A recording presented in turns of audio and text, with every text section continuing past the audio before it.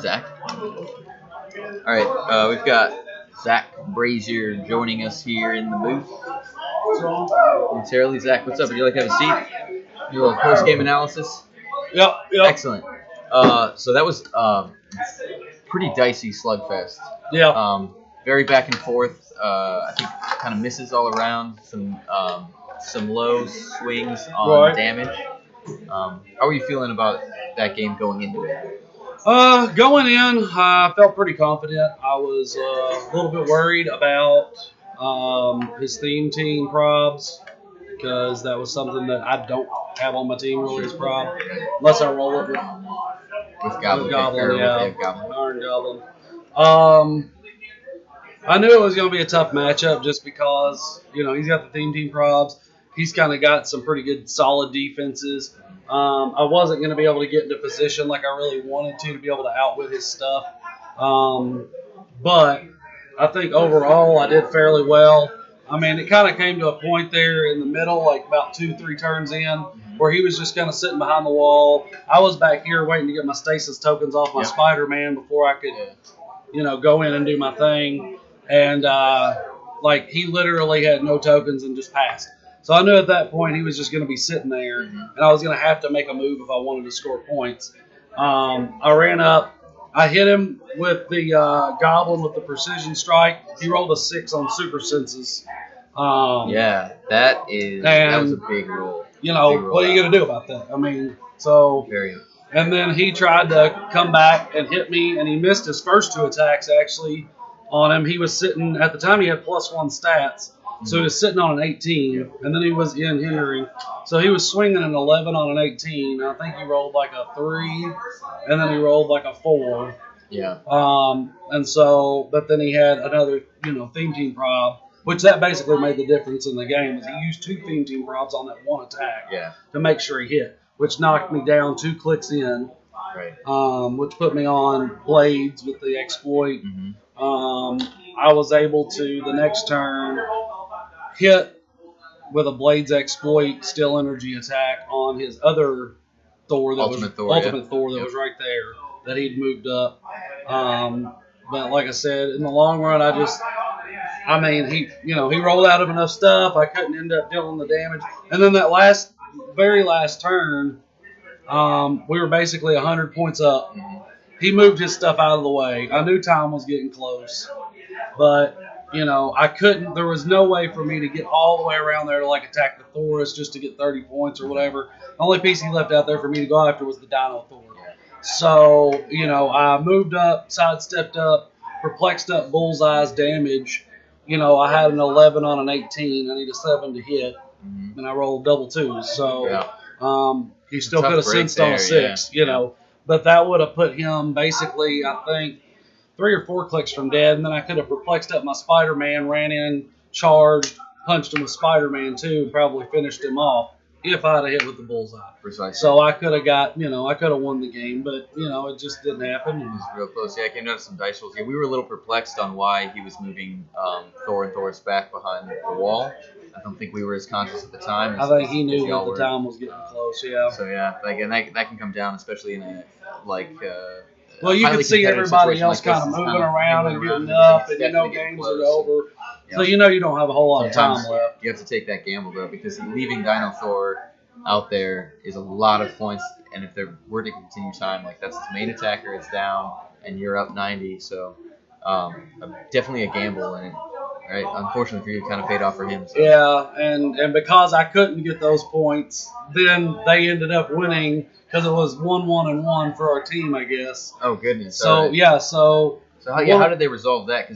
I don't know. I thought that it was going to be a click off directly, 100 to 100. or whatever. Yeah. And so apparently in team events, from what they said, it's because the other team had more overall points, even though we were 1-1-1. Right. Because they had more overall points as a team, their team won. Which that's interesting. This is the only. I didn't know that's how that worked. Only HeroClix format where you can see a tie resolve for a game. So yeah, that's solid. You definitely did a solid effort. It was a great play. I was technically undefeated all day. So amazing. I didn't lose a game with Yeah, that you didn't lose a team. game. The opening attack you made with Goblin King was a little perplexing, but you found solid angles, right? Blowing out the wall, right? Sacrificing 2 actions to blow out the wall and get the hypersonic in. One thing I was a little confused about was the number of spaces that Iron Goblin seemed to have moved. Right. So I had a +1 to my movement. Okay. So he was at an 11, and then I used my Battle World ability off Spider-Man to give him another +2 to movement, so he's at a 13. Okay. It took me 10 spaces to get to where I was at. That's why I was trying to figure out what wall I wanted to blow out, because every other wall that I kept trying to move, I was going to have to take 11 spaces to get there. Okay. Then I misheard you on the Battle World Perplex. I thought you dumped that into attack and had the 12 attack. No. So you were going a 10 against a 19. I had an 11. 11 against a 19. Against an 18. 18? Well, through the hinder. No, he was Dino Thor was behind the thing. Oh yeah, I was through hinder. Yeah. You're right. Yeah. So I guess it was 11 on 19. Right. Yeah. Taking a heavy risk, But I hit. Right, and then the 6 roll out. Yeah, maybe Tony Stark gave me a +1. Yeah, I think that's what it was. Because I had You all had to plus your range. I had a perplex from him. So the range got +1 from the combat values because I was on 5. So you rolled a 5-6. Mhm. All right. Right, so I had +1 to everything. So that got you to your 11. That's the 11-11. Right. Yeah, okay. 11, and then I 18, +1 the 4, attack to a 12 5 range. with Tony. I +2 the range, speed. Okay, so and then that's my how range, it got to the 12. And then That's my where I got range that was a 12. +1, so that allowed me to shoot him from 5 squares deep. Yeah, excellent. Okay, solid. That's amazing then. Yeah, I think that's I misheard that the +1 from Tony making the 12 attack. I thought that would have been the +2. So yeah, solid. Put it at 13. Excellent finding that avenue of attack to get an opening, especially on Dino Thor. When you take away his hypersonic, then you've definitely got the advantage. If I hit him, he gets earthbound Yeah, neutralized. which you did, But but the D6 on a roll 6, out well, on a 6, right? What are the odds? You got scrolled, right? so yeah, Oh. basically, yeah. Yeah, man. Excellent game, All excellent right, play. thank you. Oh goodness.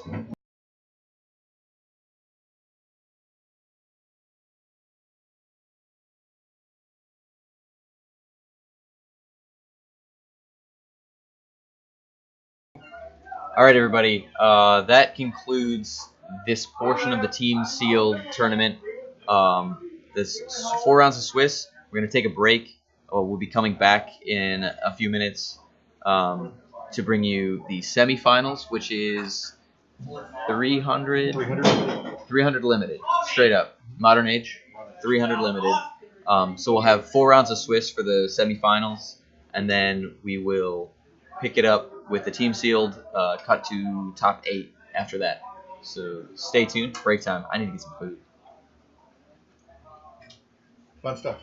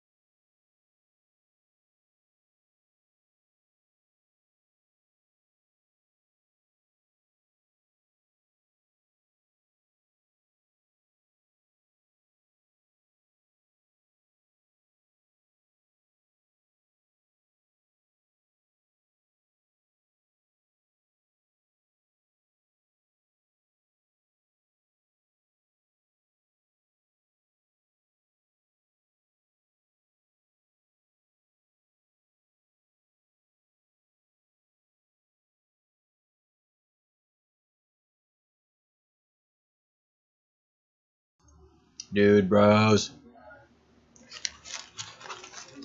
Just a quick sneak peek. The Lucky Dice Cafe sandwiches, chicken salad. Look at those chunks. Look how stacked that is. Looks fire. I'm about to eat lunch. We have maybe 10 or 15 minutes before we get to the semifinals. They're still working out a couple things with the team sealed, and I think that they otherwise have everybody registered, and then we'll get to. There is an Anakin sandwich. It's a roast beef sandwich. It's a hot sandwich, pressed roast beef. They also have thing I'm going after tomorrow is the Reuben Al Ghul. Stoked on that. This is called the Brave Sir Robin chicken salad sandwich. It's got like walnuts and grapes in it. It's fire. But yeah, the Reuben Al Ghul. Thomas Camacho tried the Anakin sandwich. It says it was dope. He's had the Reuben Al Ghul like 2 or 3 times. So that's what I'm going after next. I love me some sauerkraut, corned beef. But yeah, 10 or 15 minutes. We should be getting close to the semis, and if we haven't gotten there yet, after I finish the sandwich, I'll find somebody. We'll do a little player interview, to fill some time and keep everybody entertained. Thank you for your patience.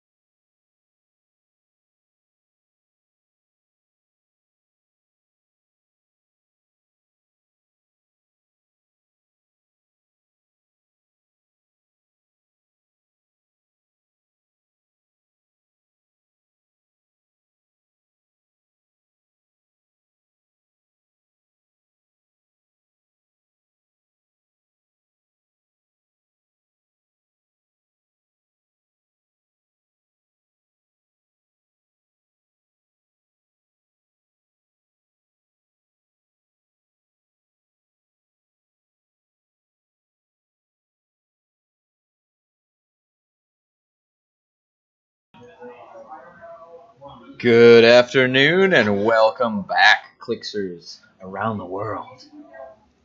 We are coming back to you live with the first round of the semifinals Swiss portion of the road to the ROC Cup. We're going to be watching Stephen Wilson take on Michael Hawkins. The format is 300 Modern Limited.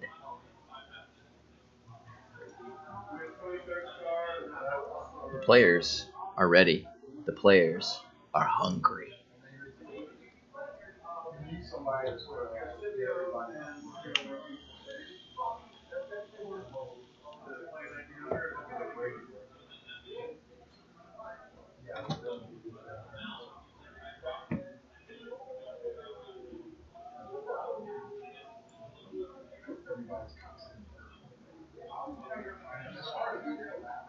And I have it on good authority that Stephen Wilson is piloting my boy, Adam Warlock. But we'll see. Waiting to get the team sheets in, get the players seated at the feature table. But the pairings for 300 Limited semifinals, Swiss round 1 are up. Players are setting and getting ready.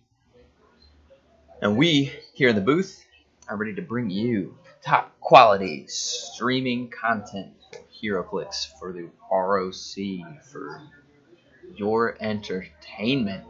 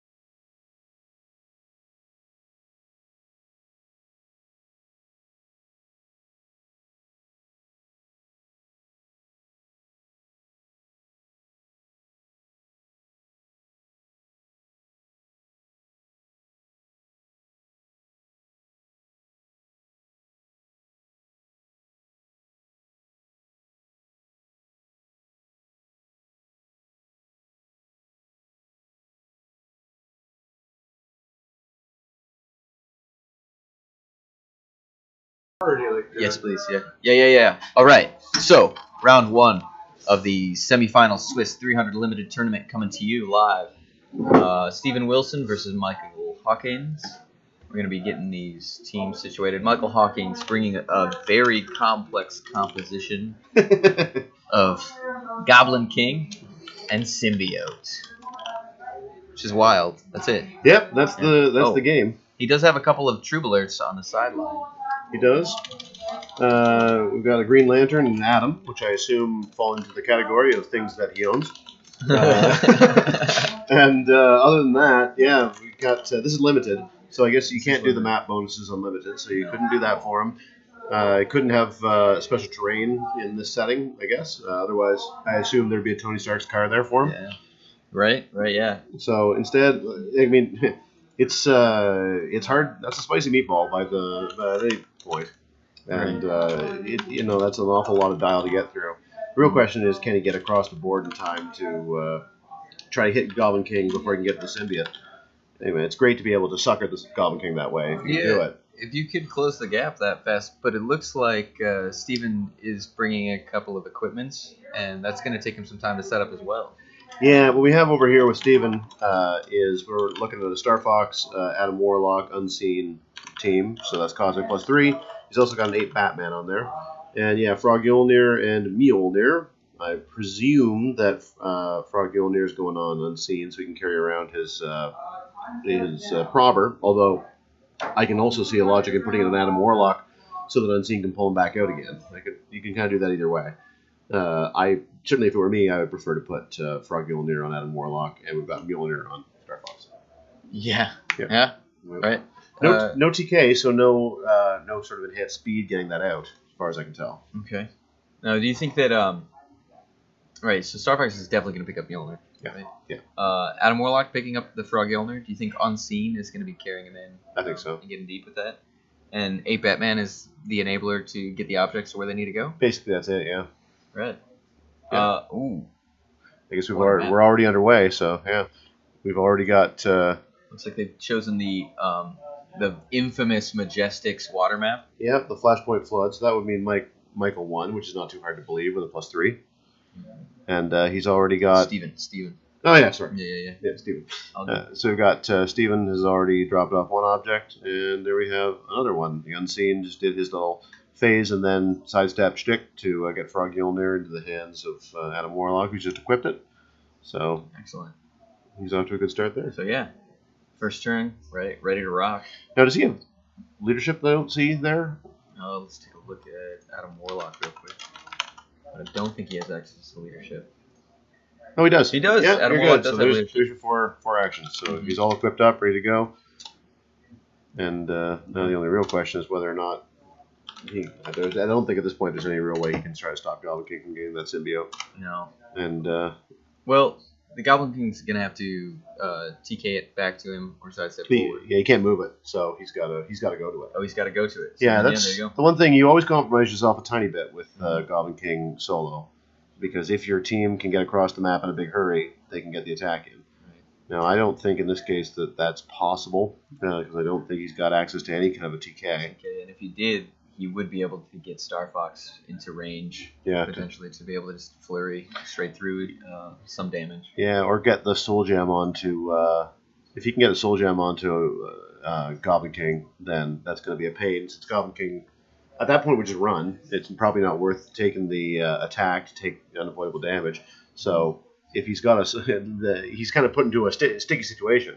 If you get the Soul Gem token on him, then Soul Gem tokens mean. If you take an attack, then you deal unavoidable damage. I think it's unavoidable damage. Who's handing out the Soul Gem token? Penetrating damage. I always he's invincible, so I guess it's token. It's too bad. Karma token. Karma token. Opposing sorry, character with a Karma token makes an attack. Remove all of them. Deal it penetrating damage equal to the number Oh of yeah. tokens. Well, then you go against a guy who can choose invincible every turn, and that's not going to go too far. Right. But the big thing here is the outwit, right? Free, choose a target opposing character with range and a line of fire until your next turn. That character can't use protected outwit, and its powers lose protected outwit. Right.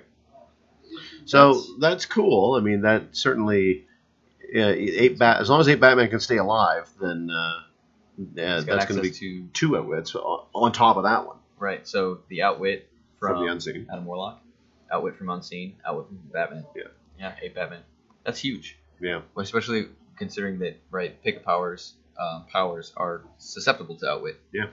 So normally he'd be Cosmic, but not now. Right. Exactly. So you're looking at the potential of just ignoring everything. Yes, you have invincible, you have shape change, you have super senses, and now you don't have any of that, and we're just going to punch straight through. Yeah. Yeah, it's pretty cool. I wish we could hear what he's choosing to shut down for him then, because of course you're also We'll take a quick listen. Yeah, sure.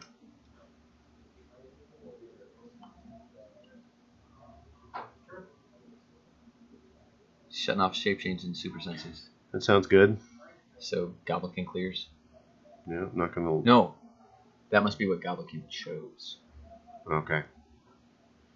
Yeah, foregoing picking up the object and double token, which, I mean, that's just the game, right? If Goblin King double tokens, he's already in position to just slam. Yep, makes sense. You see, what I like about this is the idea that, because of course you can outwit powers that people haven't chosen, so you're always kind of thinking a little bit ahead with that, thanks to the new outwit, which is so much fun. I'm just a big fan of the new outwit in that respect. It's going to make for a tricky time with Goblin King, but it's not like he doesn't have some options. I wonder whether it's worth foregoing the symbiote. I think in the way that Steven's positioned his team aggressively, I think it has to be. Yeah, because picking up the symbiote is just not the play, unless. Now it's also worth noting that Adam Warlock doesn't start with that power. So has he pushed himself onto the outwit power? Because he starts with leadership. He would have in moving forward, right? Fair enough. Yeah. So now he's Adam Warlock. He's flighted, so yeah, he's not being carried or anything. He would move forward and intentionally push onto that. And I assume he hasn't chosen to get rid of energy explosion, which would be a great time right about now to get rid of Goblin King. Yeah, for Goblin King to get rid of that 8 Batman, to get one of those outwits, and maybe try to get a little bit of damage off on Adam Warlock. Does Goblin King have 2 targets? I don't think so.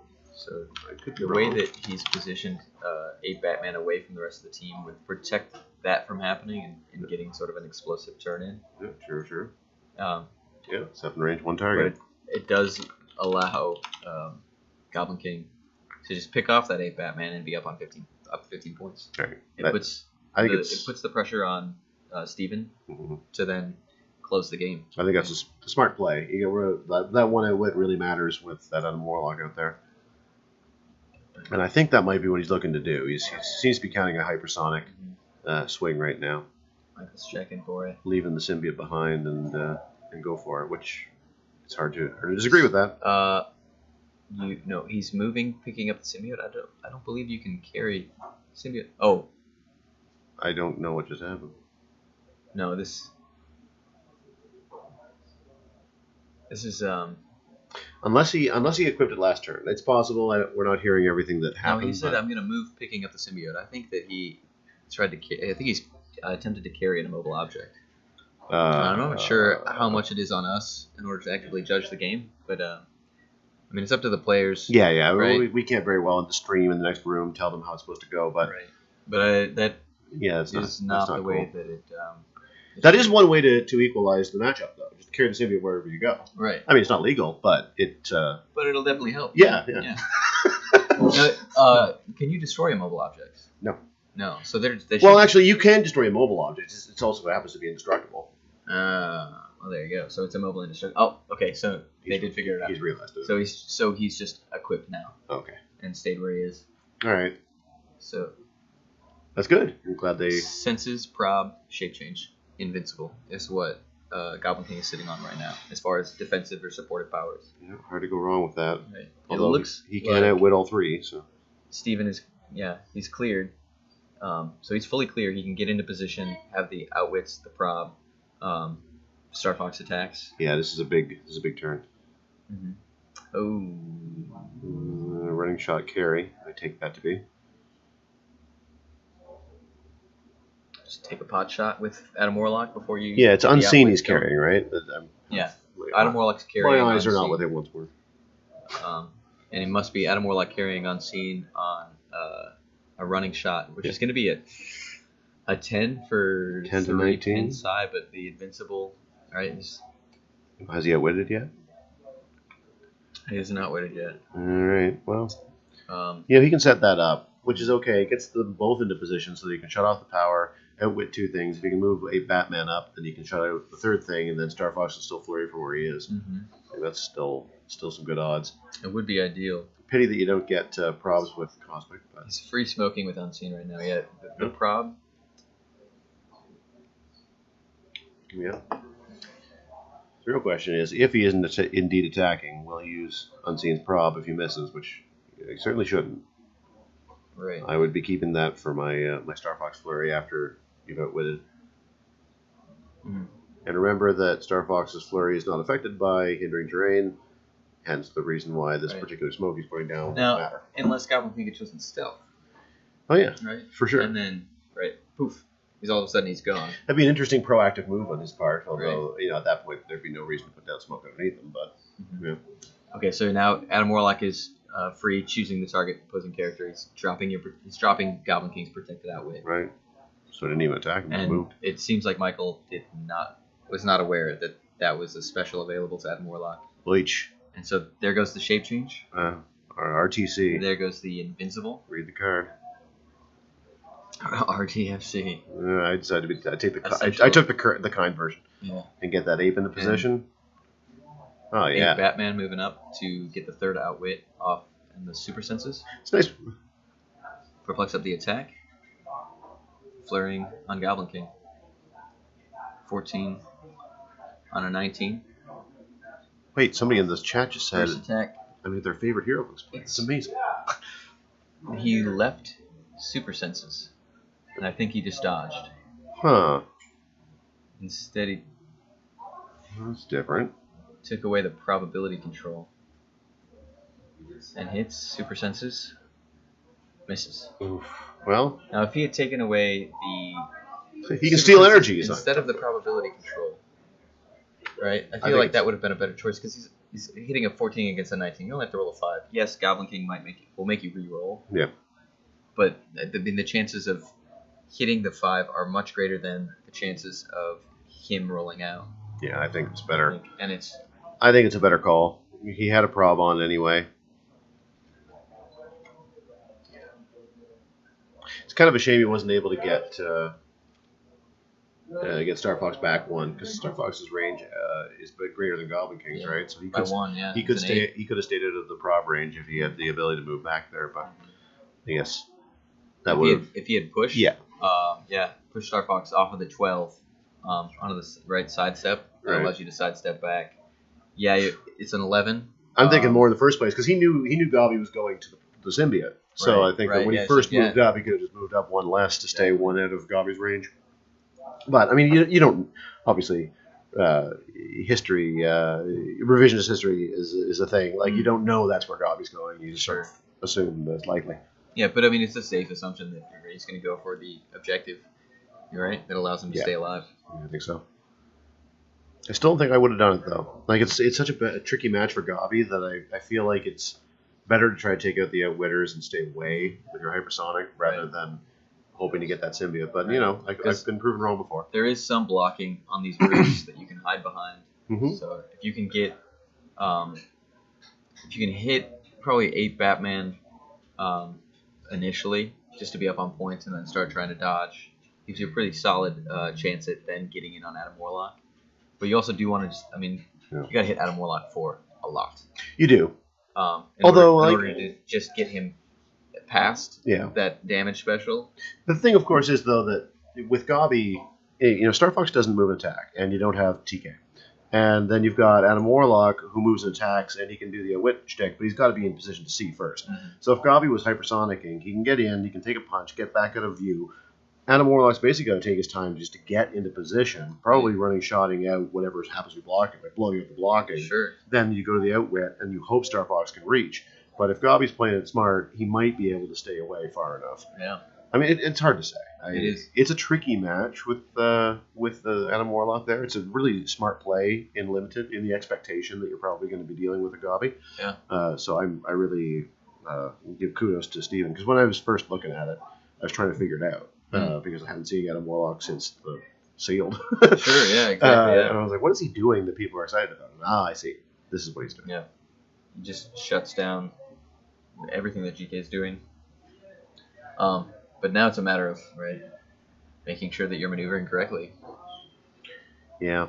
And it's What's he gonna do next? Take that ape out. Get some points. Michael is a bit perplexed, having recently discovered the. He doesn't have perplex. He doesn't have perplex now. But it seems like he's Well, he recently discovered the effects of Adam Warlock, and so now he's trying to find a way to reposition after getting some points. I think he's doing the smart thing. He's figuring out how he can take a shot and then get back behind some blocking. So you limit that line of fire. Hypersonic and stealth. That's exactly what he needed to do. Yep. Well, stealth stops everything else. Well, except for Unseen, of course, who's completely unaffected by that. But, Adam Warlock has to be able to see you in order to turn you off. Adam Warlock doesn't have improved hindering, so... I don't believe he does. Oh! Is that a crit miss? It was a crit miss, but he probs it into 7, it looks like. I guess he didn't. And with the prob then? Prob it with Unseen. So that's the 15 points, and he's sitting rather pretty in stuff. So it seems like Michael has found the line of play that is gonna basically buy him the game. It's gonna like in the long run, it's gonna win him the game as long as he can keep hopping from hindering to hindering. Well, absolutely. This is Now you have to find a way of closing the distance. If Goblin is double token right now, which I think he is. I guess maybe the smart play would have been to use your third outwit on hypersonic. Just to preemptively keep him in place. Because you're not going to KO him in one shot, or 2 shots, I guess, even if Star Fox hit both. Right, you get rid of the invincible, you get rid of the shape change so that you can keep making attacks. You get 3 damage in. The probability is minimal because you have the perplex on the attack. It's likely that you're going to hit even with a reroll. And then it stops him from doing exactly what he just did. Now, of course, is that Gobby's? That would be Gobby's second token, right? Because he was equipped with Symbiote last time. The turn before, so there's one turn that Steven has to close the gap. Unfortunately, I think he's tokened with both Warlock and with Star Fox, and no leadership. So nobody has plasticity either, which would be with the symbiote you automatically break away unless a character has to. Yeah, the symbiote wouldn't help him, but the ability to choose phasing would. You just keep running. Yeah. Playing Gobby is not usually what's the word I'm looking for? Fun. It's often not fun to play. And it's really not fun to play against. But it certainly is one of the things about HeroClix that at this level, you're trying to get to the ROC Cup or whatever. Fun is no longer really the driving factor, even if I think it's an important factor. Then the meta game during Swiss rounds is generally is win, right? It's win with a lot of points. The meta game overall throughout a tournament like this is don't lose. Right. Right. And I think that there is some merit to what people say about the fact that if you run away and your opponent can't catch you, then it's on your opponent for not having built a team that can catch you if you run away. Right. I mean that's a little bit harsh to say, but I think it's fair at this level of play. Oh yeah, because it is a viable strategy, right? And I mean at this point you're here to play the tournament, not to play HeroClix, right? Yeah. HeroClix is the sort of vehicle for what we're doing, but it is about playing through to a victory within a championship in the tournament. And it still is a lot of fun, to be fair. I can hardly think of much that I enjoy more than coming through October and playing it out, however it happens. So it's not like fun is sacrificed. But there are some tactics that feel like they're when you first learn the game, you think it's a game about throwing dice and trying to beat the crap out of each other. And then eventually you learn that it's a team about sort of tactically using the options available to you to put yourself in the best position of advantage. Absolutely. But in the process, you gotta kind of reconcile to the fact that it's not gonna be a lot of fun all the time.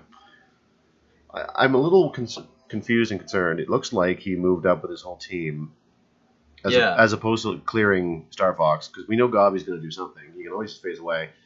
If Star Fox were clear, then at least he might have the opportunity to do a bit of chasing. Do you think that if he, instead of just moving Star Fox up so far, if he had kept him more close towards the center of the map where other hindering is available, and had pushed him through to sidestep, that would give him a better advantage in chasing down the goblin? Maybe a little bit. I think the biggest advantage would be going somewhere where Adam Warlock can carry him into position, like centralizing, keeping Adam Warlock after him, and then Star Fox is winged. Can't be. Oh, Star true. Fox can't be carried. Well, then I guess it's a bit moot, isn't it? This is where it comes down to. He can taxi on scene Yeah, around. you're probably right then. The sidestep could come in real handy. So Now he's just gonna Adam Warlock, I think. stand and punch. Oh, rolls for impervious. Oh right, I forgot all about the Froggy Olnir on Adam Warlock. This is good call here. Oh yeah. Okay, yeah, so it was unseen that moved him up. That's why he didn't attack. Derp. Sorry. However, sorry, ladies and gentlemen. He missed the senses, but hit the impervious. Well, that'll happen. Right.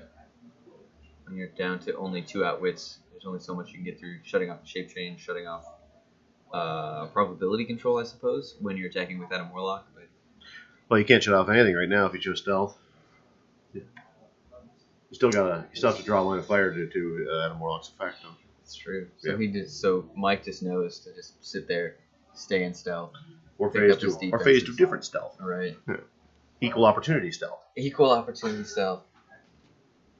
This is now it's just it's an uphill battle. Mm-hmm.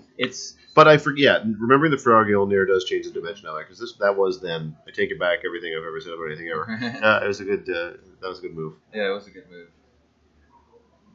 It's funny to think though that Gobby is such a powerful thing that even in this situation, it's not uphill battle. Yeah, if he pushed Star Fox to get him into that position, he is one sidestep away from being able to flurry. This is true. Steal energy, so it gives him a solid chance. And I think at this point though, like GK just has to keep dancing. Why would you not phase?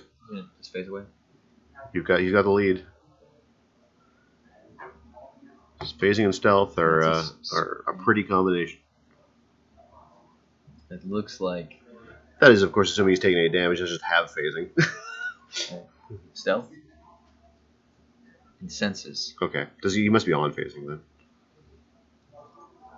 Yes. Yeah.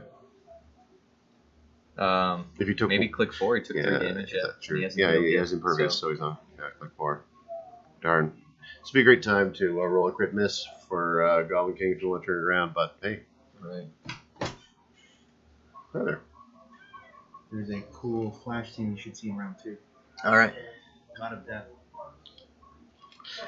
Now, I see in the chat that someone's asking about the format, and we should probably say it is 300. There's Modern Limited. Modern Limited.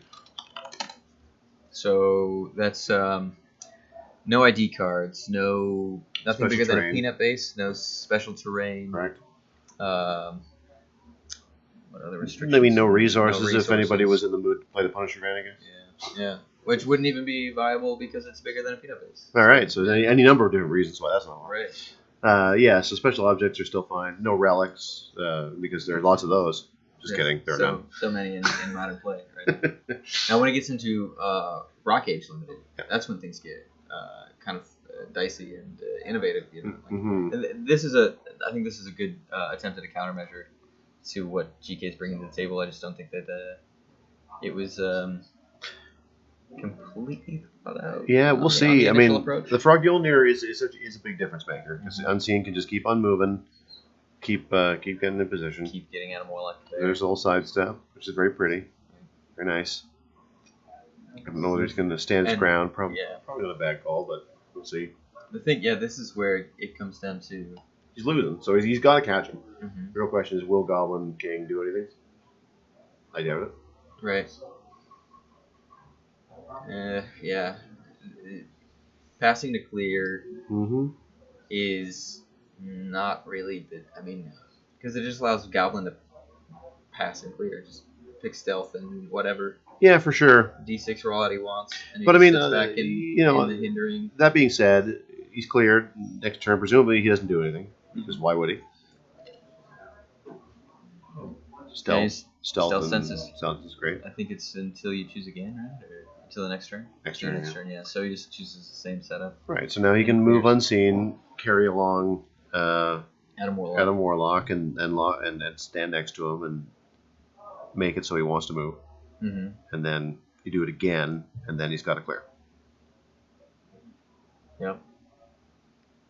So yeah, 281 with the symbiote. 281 with symbiote. Yeah, 281 with the symbiote. Yeah. And he's got to get through the whole dial. Now, Goblin King's already taken. I was gonna say he's not damage. So he's on click 4. It's not too bad. He's got a Warlock on. I guess it's click 2, unless he stole energy, which that would be Still energy would be a mixed bag right now because he would get him up to 4 damage, but it would drop him off the ability to outwit him if Goblin King ever happens to not go in hindering.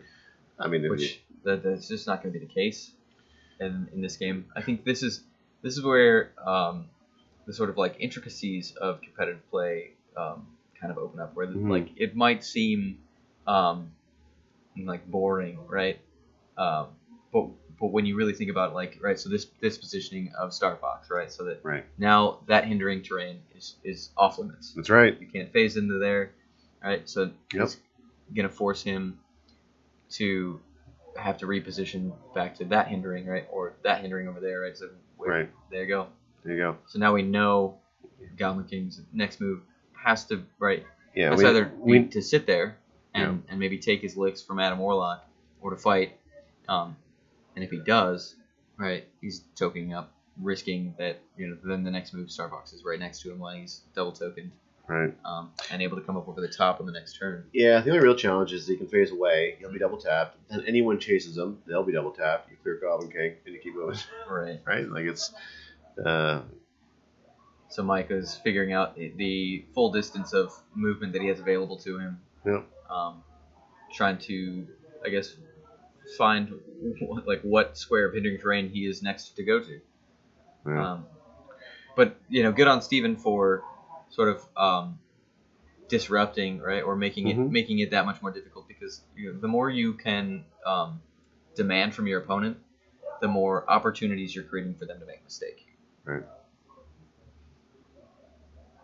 Yeah, agreed. It's a tricky thing, but you're forcing your opponent to a decision is a phrase that Scott Crampton uses a lot, and I'm a big fan of that. Look at that. Yeah, it's so he's got to choose a sidestep, or like a perplex. It forces this is actually really great for Steven. It's forcing the hand that Goblin King can't get away from Adam Warlock into a safe position of hindering terrain. True. So this is the best chance that he can also just stand and choose Pulse Wave and yeah. Right. There is a point at which Goblin King can probably just well, with Adam Warlock sitting on 18 toughness. Yeah. What's Gobby on? 4 damage, I believe. Yes, 4 damage. So yeah. So knock him onto his outwit. He picks Stealth Force Blast. It's interesting. Toughness doesn't help. Oh, yeah, literally just force blast him away. Yep, that's smart too. Mm-hmm. Smart play. Yeah, I like that. Yeah, that's unique. Hey, it's just he sees that he can't get away to a position of safety, so instead he just moves you away. Nothing impresses me more than coming up with a smart play that he didn't see coming. Mm-hmm. Yeah, this is wild.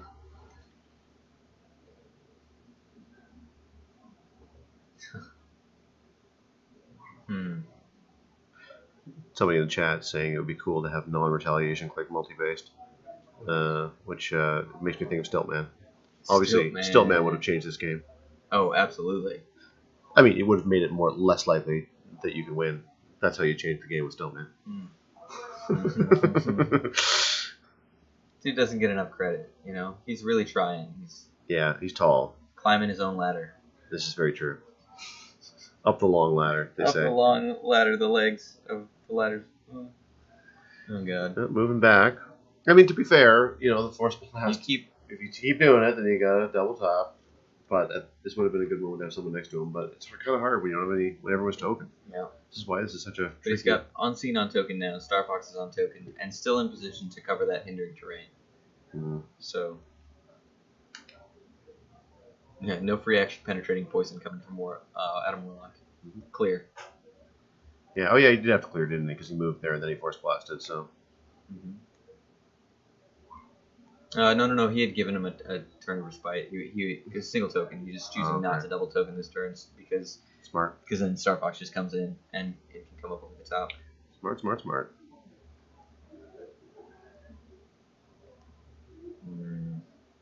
Yeah.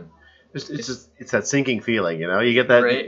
Yeah, sure. That's what Steven's kind of experiencing right now. It's just sort of like that. Oh, like the thing I've designed it's not coming together because of this hindering terrain. Yeah, because of 4 squares of hindering. Like this is his map, but there is no map that simply does not have hindering unless I'm missing one. Maybe there is. I think there Is there such a thing as a map that doesn't have hindering or blocking? to destroy. Yeah, no, probably not now. Yeah. Yeah. There you go. There's no fully clear map. No. Elevations, Yeah. maybe. Yeah. Amok Time has very little, but it still has some. Yeah, And all Goblin King needs is one place to stand, and it's just bloody annoying. Yeah. Right. That's a good play. Just Force Blast. Yeah. Boop, boop. Unique, Mm-hmm. but yeah. Well, until he's got two people next to him, there's no reason not to keep doing it. Right. Stealth Force Blast, Stealth Force Blast, Stealth Force Blast, and then if you get tired of that, you can clear, and then after that, it's some Stealth Force Blast time. What have we brought ourselves into? The Unseen is the unacting at the moment. Yeah. Unseen, unheard, unmoved. That's fair. And he's got sidestep, but he can't like tempt Goblin King into that space because he can't attack. There's nothing that Unseen can do except for the outwit probability and It's very like, the combo. Very true. Although it's worth keeping moving towards him so that eventually you get to the point where if you can sidestep, you keep sidestepping to get closer and closer. But once you get next to him, Goblin King's kind of forced to do something because he's got to move, and then an Unseen can chase because he's faster. 1, 2, 1, 2. Yeah. So if Goblin King ever double tokens, I guess you'd have to like. Well, this is it. You'd have to set it up in a way that you force Goblin to double token. Correct. Right. You're As you sidestep up the Star Fox up 2 towards him on that turn, so then you can sidestep. He clears. You sidestep and attack. I'm thinking it's more so that you basically, if you're able to get Unseen next to Goblin King without tokens, or at least with fewer tokens than Gobby, with equal or fewer, then you're basically forcing Gobby to move, and then you chase with Unseen, carrying Warlock. Then you force Gobby to move, then you chase with Unseen, Adam Warlock. Unseen or Gobby has to clear. Adam Warlock makes an attack. Unseen clears, rinse, repeat. Okay. Unseen's faster, and as long as you've got Frog Yulnir on Adam Warlock, you'll always be able to get one attack every 3 turns if you just chase and keep attacking. Mm-hmm. And so I think you got that's. I know that doesn't seem very interesting, but that's what I would do likely. And for lack of better ideas, is just rapid play it and just keep on doing it in the hopes that you'll whittle away that dial until he starts to get worried. Right. And if he ever takes a turn to regen or whatever, there's a turn he's not running, it's more attacks. Oh man.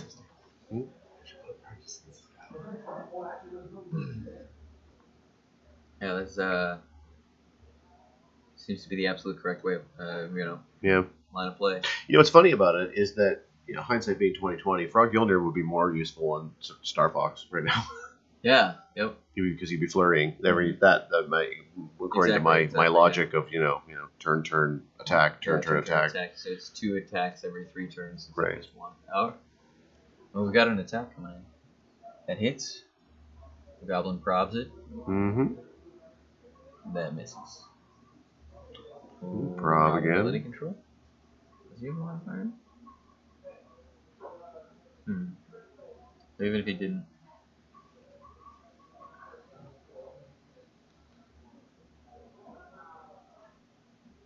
Karma. Yes. Oh, no, Nightmare token. token. Yeah, -1 attack now. Makes it even harder. Yep. I feel like at some point, Goblin King. What happened to Unseen there? Was he in the water and sidestep back? Yeah. How did he ever get that far in anyway? I guess it was movement, so the hindering went into the water. Yeah, that made sense. Pretend I said nothing. Force Blast. Choosing not to attack. I am happy and impressed that. I feel like that would have been the turn to just swing on Adam Warlock, because if you can hit him past his damage special, that opens up the game for you to score some points. And at this point, first round of Swiss, you don't know what you're going to be facing moving forward. Like yes, you're relying on scratching out your wins, especially with a Goblin King build, and just making sure that you don't lose.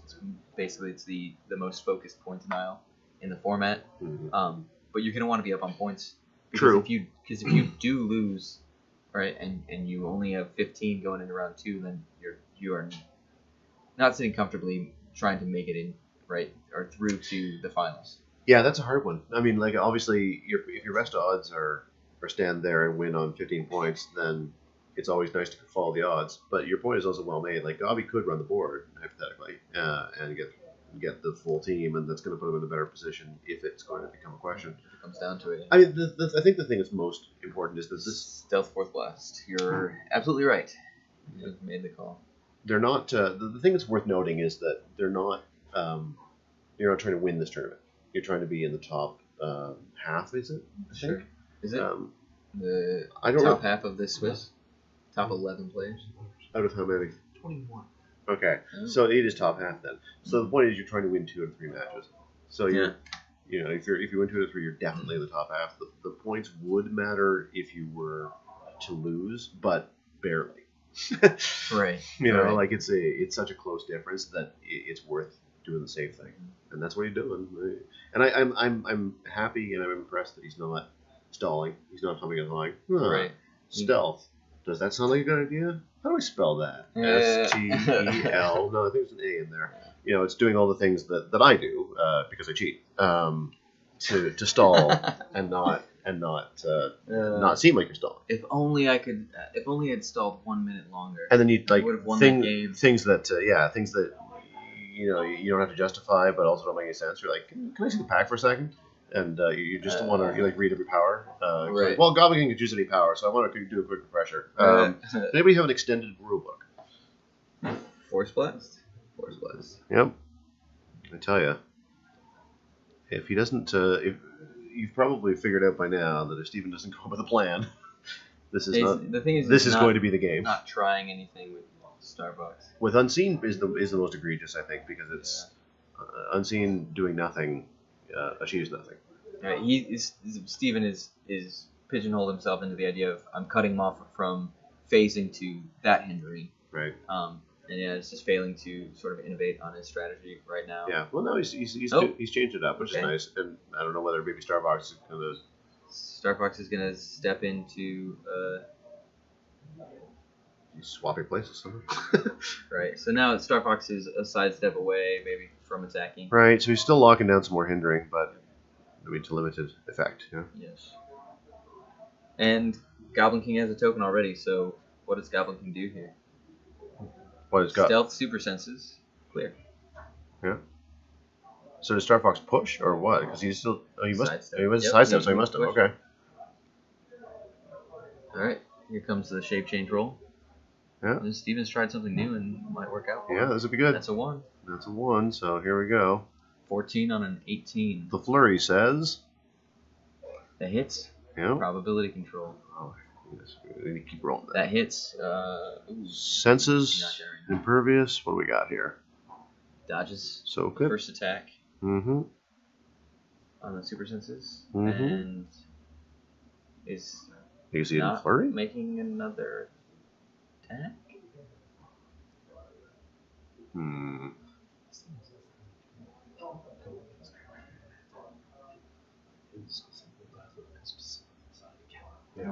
I feel like there should have been another attack there. Yeah, I feel like there should have been 2. I mean, if you'd rolled super senses or shape change, that would be one thing, but Okay. hey, it's a force blast. Force blast. Our old Really? friend. Did he get a nightmare token there when he missed? Oh no, he roll super senses or roll? He rolled it. He rolled out on the super senses. Okay. But then he didn't do the second attack with flurry. Yeah, it's weird. It's a fair point that this is basically an anti. Michael is apologizing to the viewers, right? Sorry that this is what it's come down to, but this is what it comes down to sometimes. I'll say, like, there's nothing to apologize for. This is the game. No, at all. Yeah. This is HeroClix, and whether people like it or not, it's. Right. If this was the thing that won every game, then this would be every game. We would be seeing nothing but Goblin Kings all weekend. Right. And it is not. There are teams that can beat Goblin King, and I'm glad that we're not at the point yet with the game where there's some kind of unfun strategy where you stand in one place, shoot powers, and are invincible forever. Mm. This particular pairing and this particular setup makes it challenging. And it is ironic that it is a matchup practically custom designed to go against Goblin King. Right. And because of that early, He's up. because he didn't get the sides to those super senses early. Yep. I mean, it's hard to say. Even if he had, he wouldn't have been able to take out Goblin King. It might have been worth outwitting the Hypersonic instead, so he didn't get as much opportunity to run. But I think what he really needs to do here, it's not to sound like a broken record, but that is me, is just do the Match up at carry. Warlock and Unseen and just keep following him around. Follow, follow, attack, follow, follow, attack. Try not to time out. I can't think of a better idea. If he does, then I'll do him. All right. He's get another chance at the attacks. Yeah. Goblin King seems relatively safe. Well, he's reticent to move, I guess. Misses the shape change. Probs the attack. Hits. Super Senses says. Takes Impervious. Yeah, yeah. How about that? Yes. There you go. Second attack. Yes. Shape change. Hits. Hits. Okay. I mean, this is what it. I mean, this is exactly what he has to do. Yep. It's funny though, like it. You know, you apologize to the viewers, which is. But there's nothing to apologize for. This is Yeah. just what it's come down to. And the funny part is, this not even like this is a boring game. Like, Yeah, no, it's interesting because it's a cerebral game. Stealth Force Blast Mm-hmm. knocks him back. Yada da dee. Sidestep clear, sidestep, right? Like, Mm-hmm. He's got the right idea. sidestep, yeah. Fortunately, he's not quite there yet. Yeah. Yep. He's That's the right call. not bringing that together, but that's okay. It's okay. It's clear. Yep. This. What's funny though is that like he's one shy of going to the hindering, right? But Goblin King flies. He's not currently next to anybody, and he's not going to be going by anybody with plasticity. So he could just choose Perplex and Stealth, Perplex up his movement, and get to that next square of hindering. Yeah. I think. Maybe I've miscounted it. I am. This from where he is right now, he can't get to the hindering off to the right of the map. He can get to the hindering near Unseen. Could he get to it with one Perplex? Because otherwise that would make sense to do right now. Stealth senses. A token for no reason. Yeah. Shape change. First attack misses. Unseen probs. Yep. Hits. Super senses? Yeah. Prob first. Oh, prob. Yep. Okay. Super senses. Yes. Hits. Yeah, this is a good game if what you like is watching people do is roll dice. Yeah. That's why we play the game. Shape change fails. I'm not sure that's why I played the Hits. game. Got some good attack rolls. He can't knock his own attack rolls. And You know, of course, his opponent's rollouts. Sure. now, if Galvin has a token and he force blasts, this is the time to move Warlock up and get another set of attacks, right? Yep. Yep. Senses stealth. Sticks around, clears. Is that Unseen moves slightly so it in fact not even have the angle. Roll it again. Isn't either. Shape change, hits. That's it for that turn.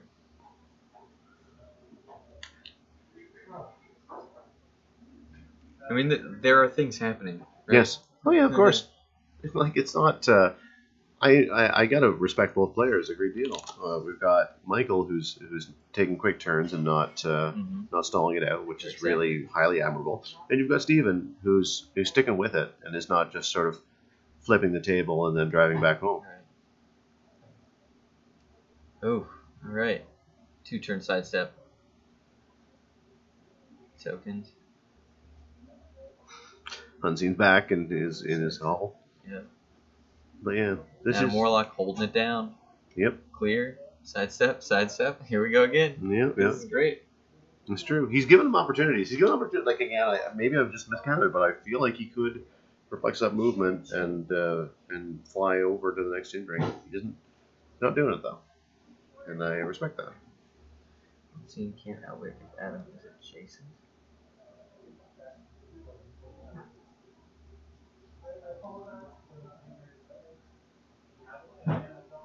Well, Adam Warlock doesn't have improved target hindering, and No, he Goblin does King not. has been choosing Stealth stealth every and turn. just staying within that one square of hindering. Oh yeah.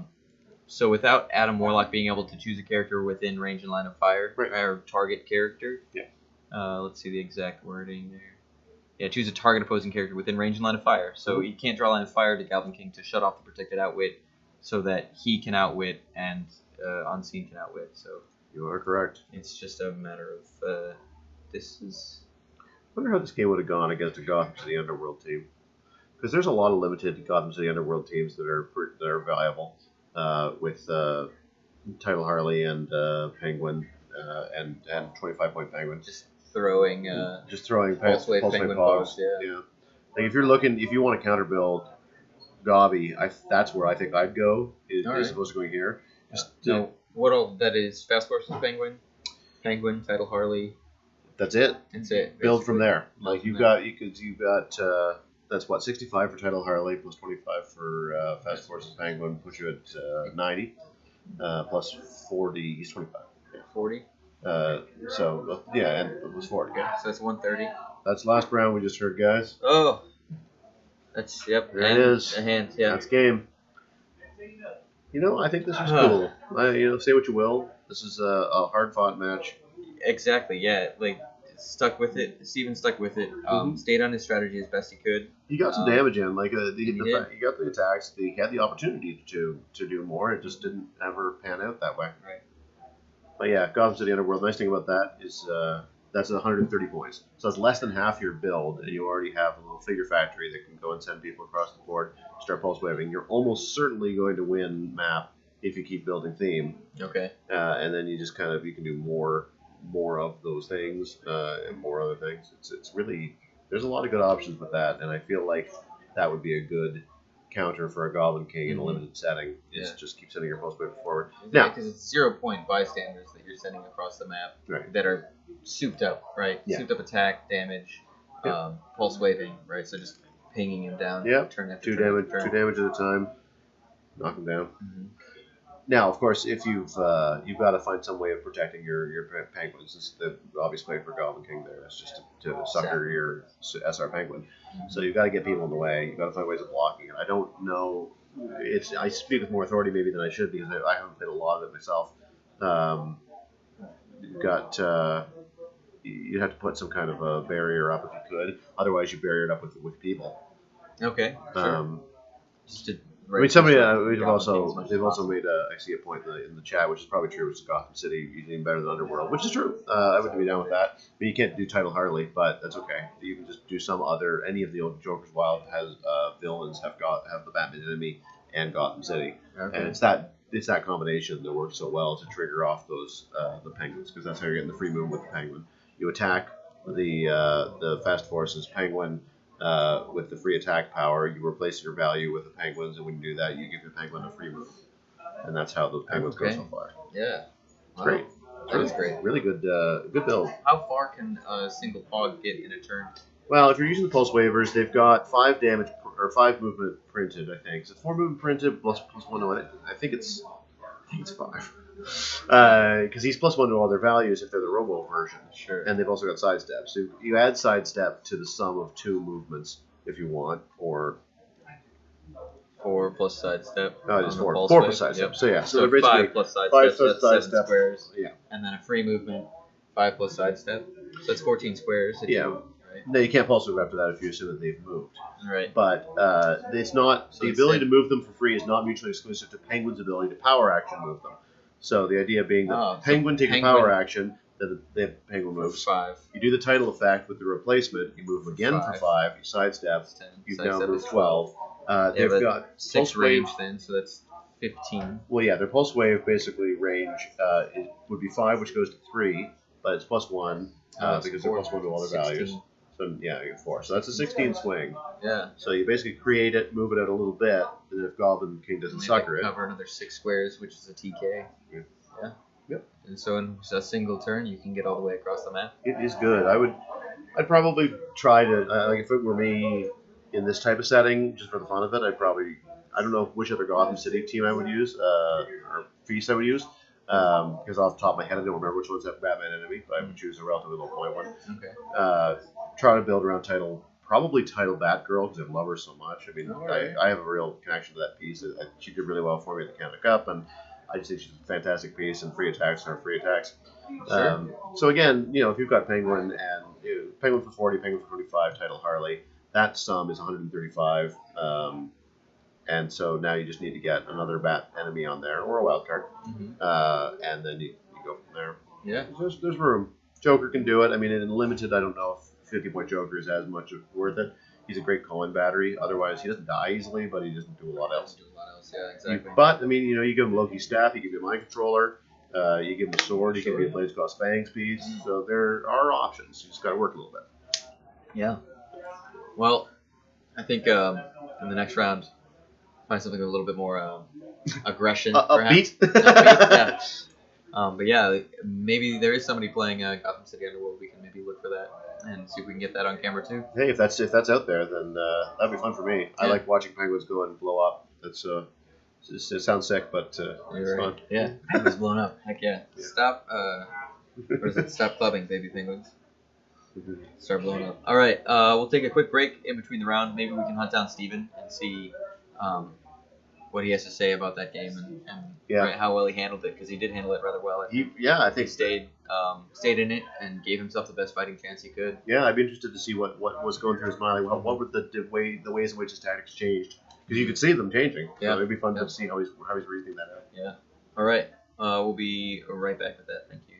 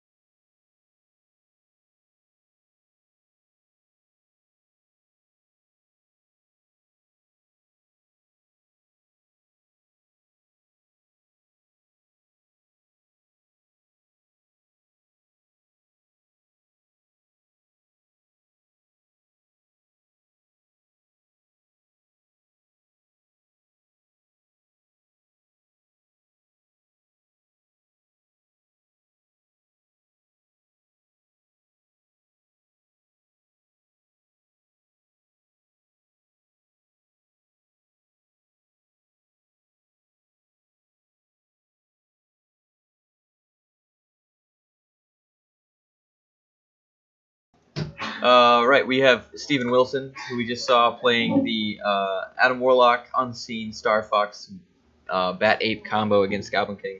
So it seems like the team was designed to fight a Goblin King. Yes. It's the idea. Adam Warlock shuts off the protected outwit, and then Adam Warlock, Unseen, and Ape Batman all shut off respective powers. So it seemed like you were prepared, but I guess what happened going into it? I got too greedy with the pod. You got too greedy with the pod. Yep. Okay.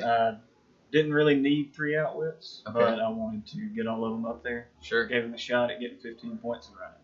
Yep. And then after that, just chasing. Yeah. Now, you moved the Pog up to get the 3rd outwit, Yes. and you chose to outwit the probability control I outwitted his shape change, his invincible, and his super sense. and the super sense. Yes.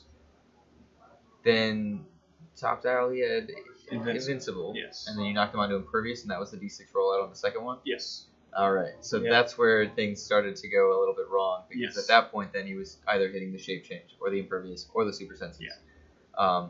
So you had the right counter. Now, how were you thinking going through that game of how do I adjust my tactics? Sort of thinking in advance on the action timing, Yeah. when Goblin would have to clear or not, Yes. and how to get people into position. Because at some point about mid game, you figured out the way to just sort of sidestep in and get going. So what was going on during that time? I knew that he had 9 movement phasing, and I had 3 characters, all of which I can make pretty hard for him to hit. Mhm. And I want him to hit them. Obviously, I want him to token up. So I needed to just split those out to where Unseen's taking up 1 hindering square, so he can't phase to that. Star Fox is in between another hindering square.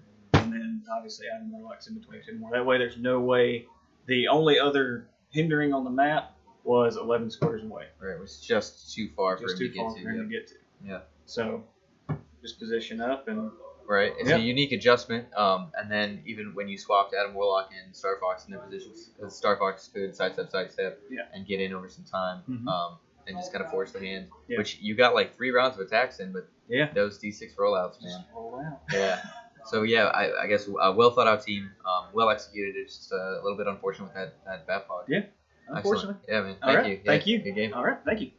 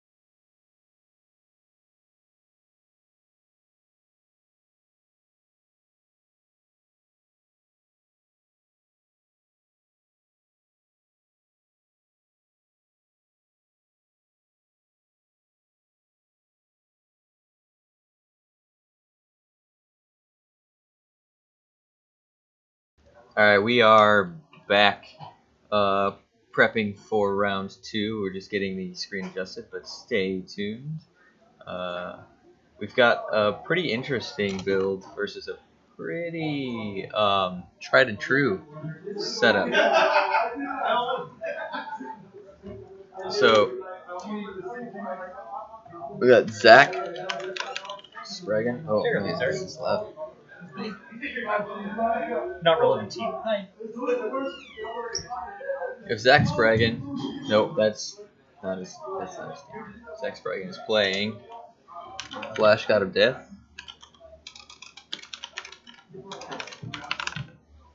What's this? Mephisto. El Jordan. And Kirk in Ahura. What? Dude, spicy. Destroys square blocking terrain. Oh. Of course, a lot of people don't know this about this fig. Because nobody has paid like any attention to this figure. This figure actually commemorates one of the biggest moments in television history. Oh. Because Kirk and Ahura was the first interracial. Kirk and Ahura was the first interracial kiss on television. No shit. Uh-huh. That's amazing. And That's history. this fig is commemorative of that moment. That's actually really awesome of WizKids to have gone forward with that. That's it's kind of amazing. A newfound respect for the piece and for the history that it represents. Of course, man. Matthew Esbrook is playing Unimind. And that's it. 5X Eternals on the sideline, and that is everything. So he's got access to a lot of powers. Us, and let's transition.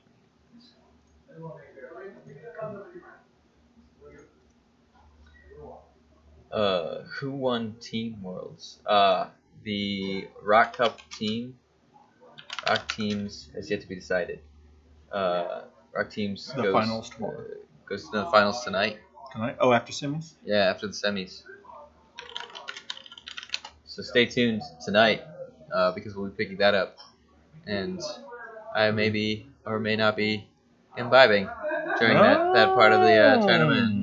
Yeah, they're having some fun tonight, Alcohol. right? Alcohol. Hey, it's 5 o'clock somewhere. Right? How much audio do we pick up from them? Yes. I haven't monitored in my headphones yet. Okay, but it is getting picked up. Yeah, they can speak up if they want. Should yeah. they watch the language or? Oh. Nope. No, it doesn't broadcast. It's only to me. Okay. Yeah, So, yeah. So yeah, this is we are doing our best to maintain this stream as a family-friendly stream. But, you know, sometimes things get rowdy. I'm all hopped up on caffeine and HeroClix, so Caffeine and HeroClix. caffeine and HeroClix is what it's all about. So, interesting choices here. The special It's like- objects yeah. for Zach I think are really going to make the difference here. Okay. The Venom 1, 2, harness. 3, 4, 5, 6. Mephisto picks up the Venom harness and brings it back to put it on Flash God of Death, I presume. Absolutely. He has 0 range, right? Right. So the Battle Fury doesn't really affect him. Not at all. It also allows him to ignore shape change. Which is going to be huge in this matchup. How do you even spell Mysollj? MYSOLLGH. Mysollj. Matt is a nurse that brings the pain. Yes.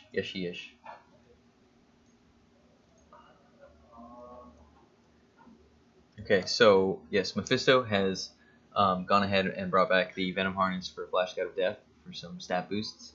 The Mirror of Mysollj is just sort of hanging out there. No rush.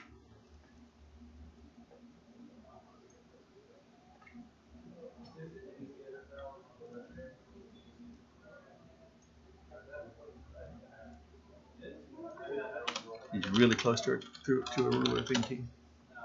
He really is. What's breaking the theme?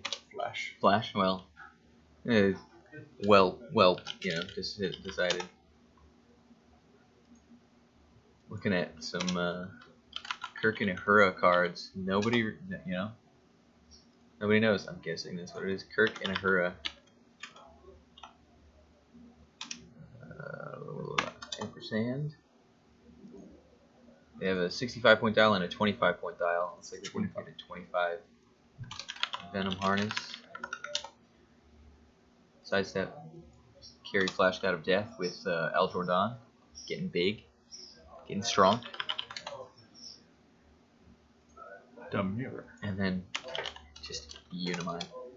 I'm not even going to pull up the Eternals that he has on the sideline, but we will hopefully hear in. No, not 3 seconds. Mephisto perplexes El Jordan's defense by 1. Looks like El Jordan's going to be picking up the Mirror of Misolj. Interesting choice for that because Al Jordan's one of his big things is that he could change sizes. And of course, if he goes to any size other than Giant, then he loses other the than effects standard. of the Mirror. Yeah. Other than standard, he loses the effects of the Mirror. Yeah. What do you think the motivation of that is? Just trying to have a little bit more protection on otherwise, and no reducer, no rollout. Very vulnerable. Very vulnerable figure. It's protecting 90 points of the build, right? And you don't really need him to be giant, or maybe once he gets into the in this matchup, I don't think once he gets really needs into the bids, right? Yeah, he's gonna want to just be standard because he's gonna become attacker, right? That +2 again and again. But I think that Zach's, What did he perplex with his Al Jordan perplex? I believe it was the defense. Flash got of death. Right, Flash is sitting on a decent, precision. Battle Fury, right, is gonna get in +1 stats, right, plus steal energy. So he's got consistent damage output, and that hypersonic with 14 speed is huge, right? 4 damage, 5 damage with the +1. That puts down 2 damage after invincible. Yeah. 3 damage after invincible. 3 damage after invincible. Nice. Yeah, because it just reduces by 2 and can reduce penetrating, but only takes a max 3. Yeah, so we will give that 3 damage. But we're looking at a 275-point dial Unimind, which 2 stop clicks, busts out into Eternals, right? Sitting on sidestep, precision, invincible, probability control, +2, because Everything. Yeah, +2 to basically everything. He's got 3 chances at it. So defense, attack, damage. Why Every not? turn. The only reason why I wouldn't do that is he's concerned about outwit, which I don't think Kirk and Ahura have. Kirk and Ahura have perplex and free destroy 1 piece of blocking terrain within range of line of fire, or remove 1 barrier marker from the map. So the only Mephisto has perplex, can grant probability control, sidestep stealth, and some positioning manipulation. El Jordan can choose outwit. And perplex, he's going deep. Hypersonic, shooting at Flash God of Death. getting there, mixing it up. Yeah, this could be it. Unimind just crossing the map and throwing down on the main attacker. Critical hit. Cannot super senses. Zach has just said that's literally the game. 1, 2, 3, 4, 5, 6 damage. That's it. Flash God of Death is dead. That's game. That's game. Well,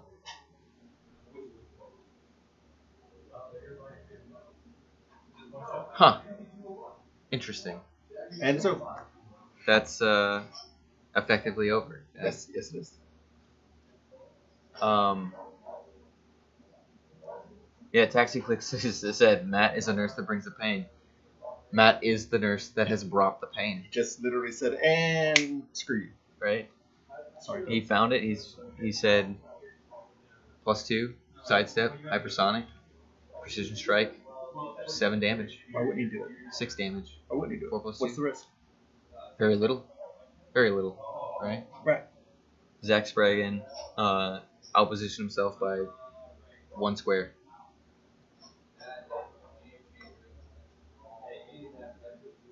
KO, game over. Yeah. That power action to equip the mirror, he's going to play it through. That's admirable. Mhm. But, dude, there's this. I mean, we're back to basically last round, but a much more dynamic sort of start, right? Right. Instead of just swiping a 15-point pog and hiding in stealth, Unimind And that literally crushed the only opposition that Matt was Esbrook. viable. Matt Esbrook, I think, has a few championships under his belt, right? Yeah, So, he's won a few tournaments. He's won a few tournaments over the years. He knows what he's doing, and like generally a very like slow, well thought out, methodical player. Right. Right. He's usually very, very defensive. right. Which it's, Defensive, takes his time. But this game, Matt just said no guts, no glory. Went in and well, decimated. what was Flash the God of risk? What was the risk? Right. Well, so his top dial attack is what? 11. Unimind's top dial attack. Oh, 12. It's 12. So plus 2 perplex to that, so 14. Right. Right. So 14 Plus 2 for perplex. 7. 14 for, I think 14 for 6. But with the crit, makes it a 7. So 14 for 6. 6 is enough to kill Flash God of Death to begin with. Hitting the crit, right, which is So he denies the D6 rollout. Mhm. That, yeah, is done. it's done. But he had precision strike you need- anyway, so he needed Right. 6 either way. Yeah. So you put the onus on Flash God of Death to dodge a 5 attack, right? 5 required Yeah. attack to hit. Well, it's a top dial 19. I think he was a 21.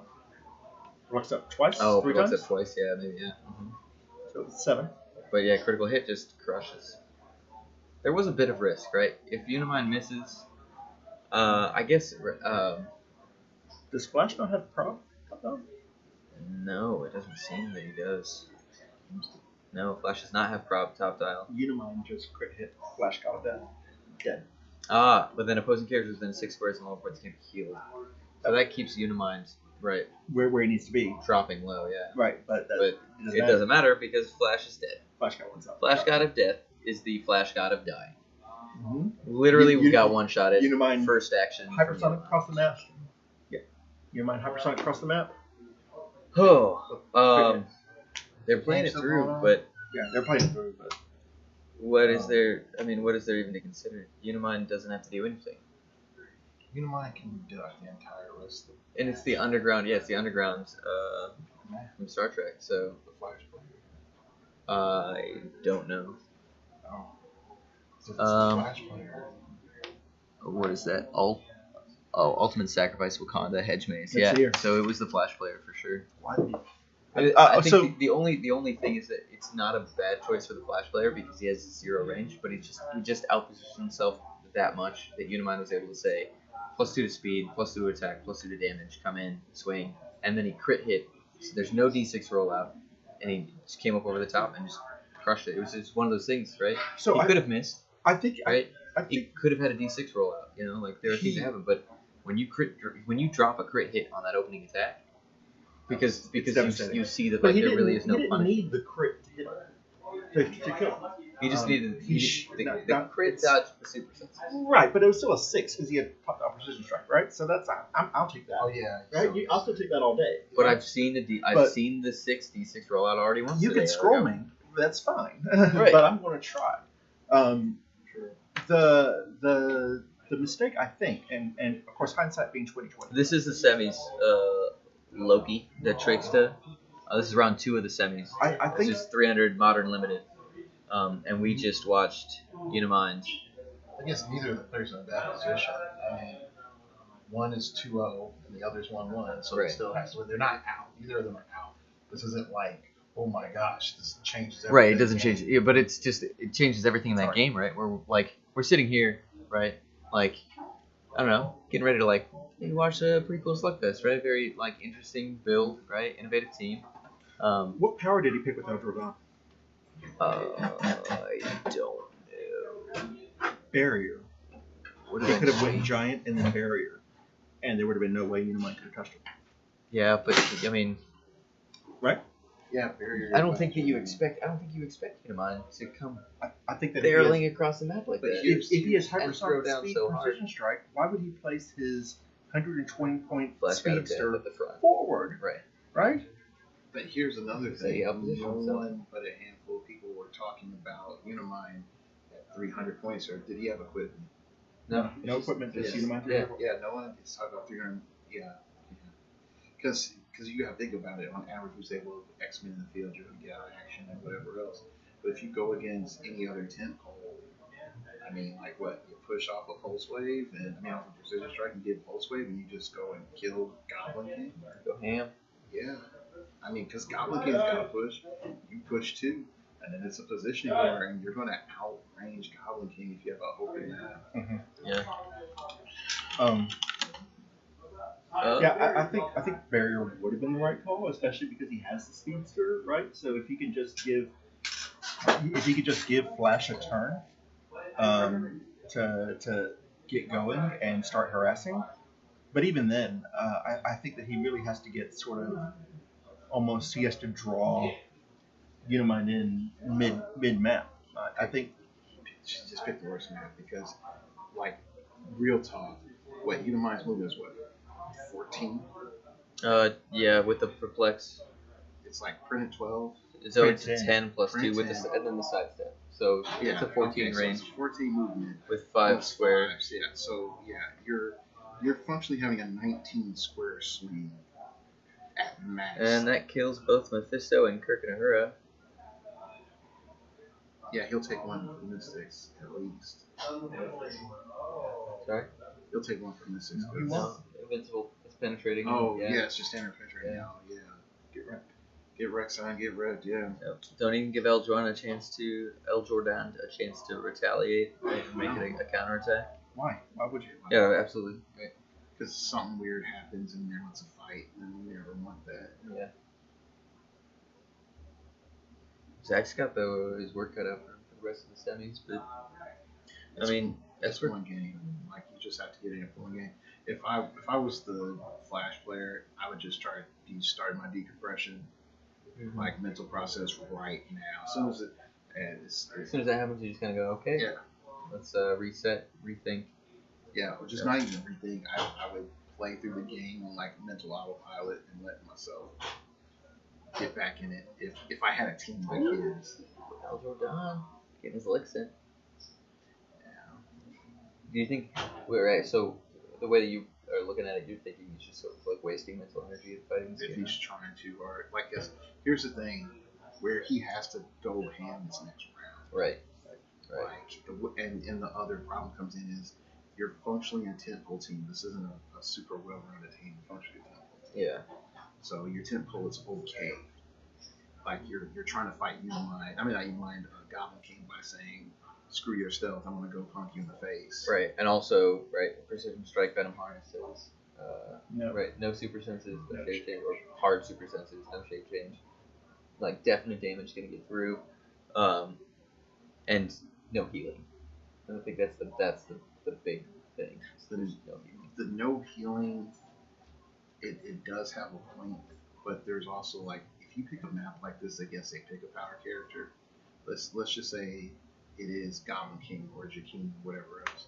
If they just like attack you with Force Blast, you are sort of boned. Yeah. Because they're going to knock you into a wall, Yeah. and you're taking additional damage for free. Let alone if they have you're going against a hypersonic speed super strength character. Force blast. AOE. Ultimate force blast. Yeah, Pulse Wave, Black Yeah. Canary. It's still the most powerful combination in the game, folks. No. Running shot, Pulse Wave, Force Blast. Yes.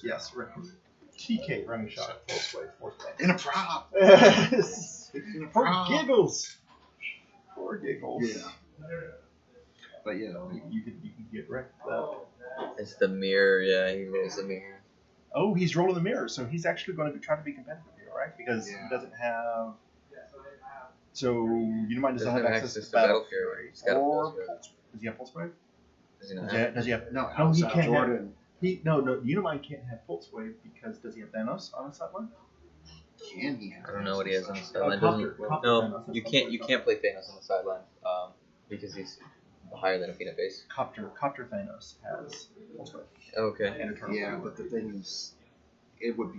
I know 4 points is cool, but I don't know if they have Copper Thanos. That's really hard to get fake. But yeah, functionally, I mean, let's just assume you're playing standard sideboard. What is this? Why not sideboard just say? We have It just says 5.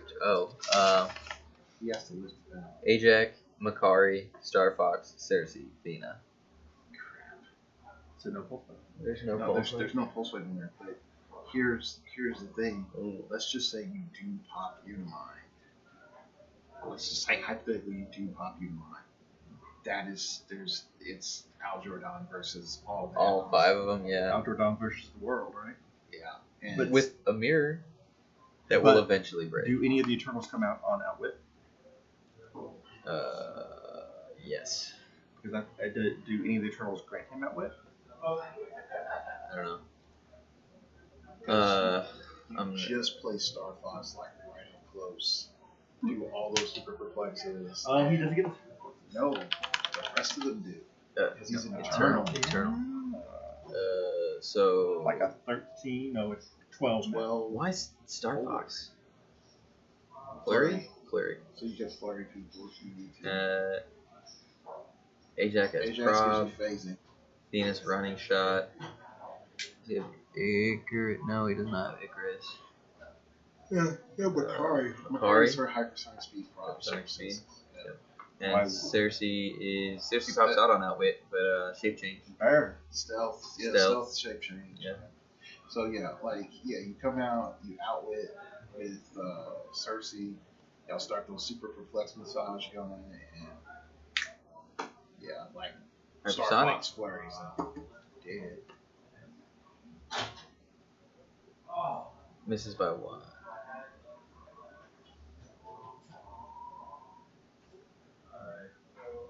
Where's that?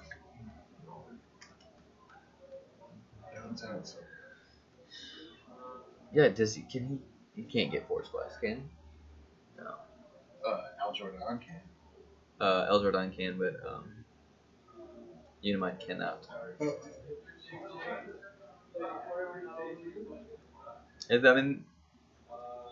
I guess Admiral of Zach to play it Keep out on going, and right? Force him, yeah. Force the hand. Yeah. He's just got to keep picking Hypersonic, basically. There's no reason for him not to. Like the big thing is if you're going to try to be a person that's going to have the heart of the cards and come back, don't yell, "There goes my chance at rock fights." Yeah. Stay in the game. Stay in the Fair. game. Fair. Stay in the game. Or quit. Right? Yeah, forfeit. Don't just be like, "I'll play this out." Either pour everything you have in the mental energy to figure it out, or don't waste your resources. Everybody's out. Yeah. Right? We only have so many decisions in this a day. Right? What decision are you making? Right. I'm casting a sweet tournament. That's my decision. You are casting. I am casting. I'm gonna take a nap later. Yes. I need one after The this. power of napping. Might I'm get a just dinner. gonna keep smashing cups of coffee all day. No, I can't do that. I like having a heart. Yeah. Yeah. I have no heart. Well, no, I mean like physically have a heart. Cause like. No, I mean like physically I don't have one. Oh, okay. Yeah. Good. All right. That's enough. That cyborg future. It's is the cyborg here future, man. today. Post-humanism. It's the wave of the future. Ride it. Ride it out all the way to immortality. So he's counting out his hypersonic snisses. Eldrodon ESD? No, he's ESD. Yeah, ESD. So this, you're right. He wants to jump in. But if he hits... So if Eldrodon misses his shape change, that's it, basically. Right? Oh yeah, it's Yeah. pretty much fine. Like the thing is, Esper literally just has to run into a corner, clear and reset, wait for Al Jordan to be token, go attack him, move far enough back where Al Jordan has to put a lot of energy into move, Yeah. and then just keep doing it over and over again Right. until he's dead. You're It's, at fighting some a pick point, power the D6 with rollout's a going to power. fail. Right? Right. See, you're supposed to have 3 levels of pick a power. You're supposed to have like Al Jordan, Lockjaw, and Al Jordan, Lockjaw, and the 75-point Goblin King. That's you should have known. You did not read your pick a power team manual. You need to have all the things, not just some of the things, all the things. The shape change succeeds. Exospecs on Exospecs, yeah. Get that time warp going. Outdoor Dawn. Yeah. Is there a reason why Esper isn't rolling breakaway on Hypersonic? Ooh, that's a bad problem because he should be rolling breakaway on Hypersonic. So Matt hasn't played a lot of events this year, I don't think. Right? So it's just loose play. It I think it's is. just- Well, stop it, Matt. So it could be a difference in him just not knowing the new rules.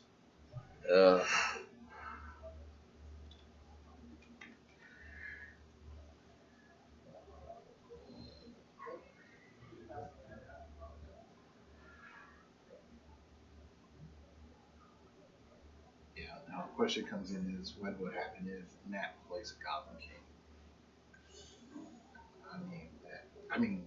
That is a That's gonna be good question. more fun, I think. Isn't that access to Pulse Wave? So Goblin shape does. change, Super Senses, Invincible. Yeah, but Goblin King, Unimind has stop clicks. So I mean, Goblin King just keeps punching, keeps Pulse Waving. well, no, that's the thing is Unimind can pick a power that can't be pulse wave through. Oh, He picks any defensive right. power, Like he stealth. picks stealth. He can't be pulse wave. Unignorable stuff. Yep. Yeah, that's what I'm saying. Like, it's Flurry, a matchup. Battle It's Fury. not. It's not like guaranteed in a way. Like Goblin King has a Punch, fight. punch, punch.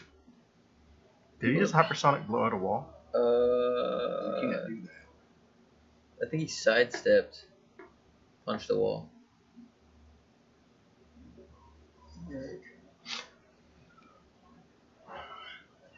With that note,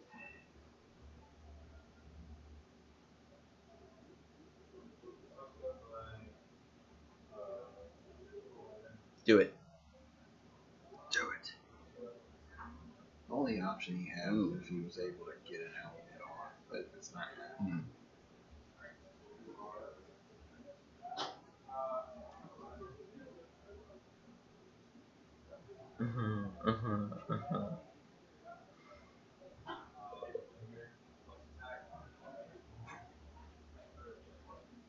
Can't get through the mirror. Yet. Yet. Get through the mirror eventually. Does the Venice Harness drop? Or is it kept? Because if the Venice Harness dropped, I would have ignored the mirror and gone for the harness. Unequipped KO. Oh, yeah, it's gone. So Good, good, good. sword. Well, that's actually really good for Zach because Unimind is not a current equipped. So there'd be nothing to stop Unimind from going to pick it up. And then, now I have +1 stats in Battle Fury. I mean, mother effer, family friendly. We're, yeah. So, Dark Logos, if you could bet the field, bet the spread tomorrow. Oh, hell no, I can't. Yes, you can. Don't Yeah, if I Play get to humble. what's going to don't be. play humble. Okay. What's going to be the Top finals? Top 8? Freaking star. How many? Definitely after that ruling. How many? Which ruling? So it was just recently, as of today, ruled by WizKids that Starro can now multi-target through the star fights. Yeah. So blow up one star fight and triple target mind control.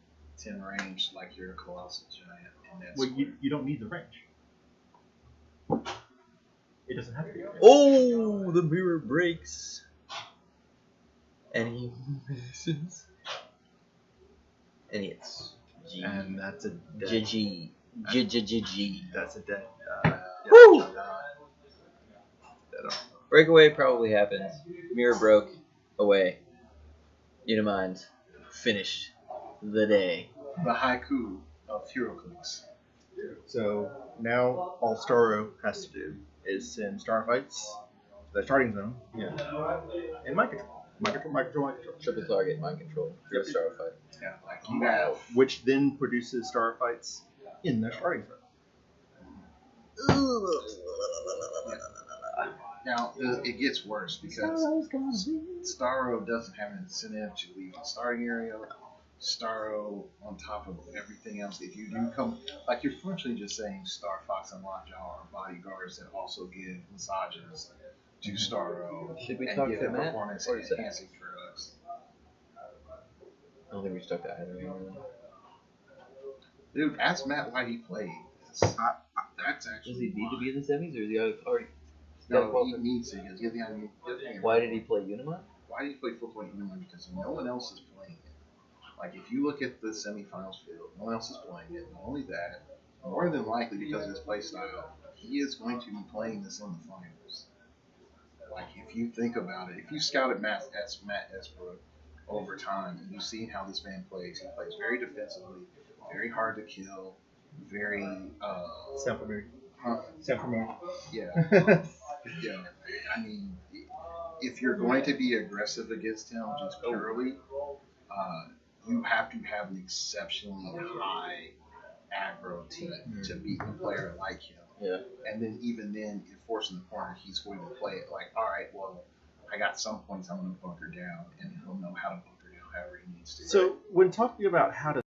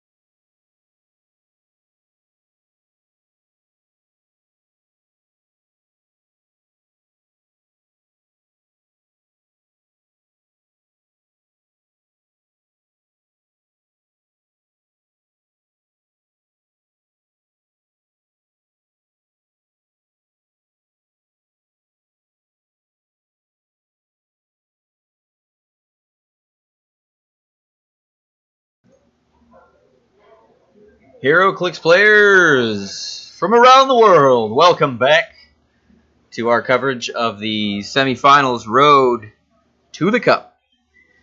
We are going to be picking it up here in round 3 of the semis. This is the final round of Swiss today. We are going to get a very special treat. We are going to be watching an X-Men showdown. X-Mans. Alright, yeah, this is my boys, so I'm definitely coming back here. Wait. David said, yeah. Fine, I won't be back here. Good. I didn't want to hang out with you anyways. That's fine. You can hang out, man. Hang out. Lean in, but David wants to co-host for this. Alright, I can go out there. It's fine. You're good. You're good, boys. What's the other one? It's Wes and Austin Lytle. Austin Lytle. Lytle. They'll both be in the top. Yeah. This game functionally does not matter for each of them. So But it's gonna be a fun game. it's a sweet mirror match. X-Men's versus X-Men's. Yeah. I would like I'm gonna go there. I need to get team. Approach this. I'm sure they're playing identical team.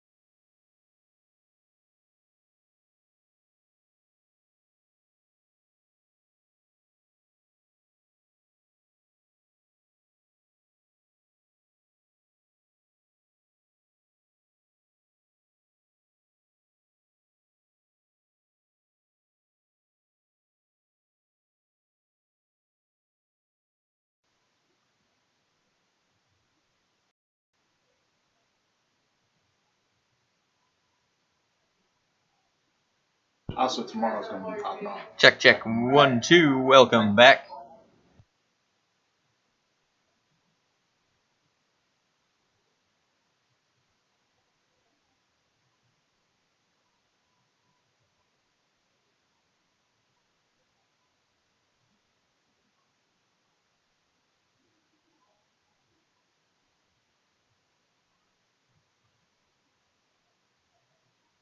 But we need more Bring you batteries. the ultimate. We need more power.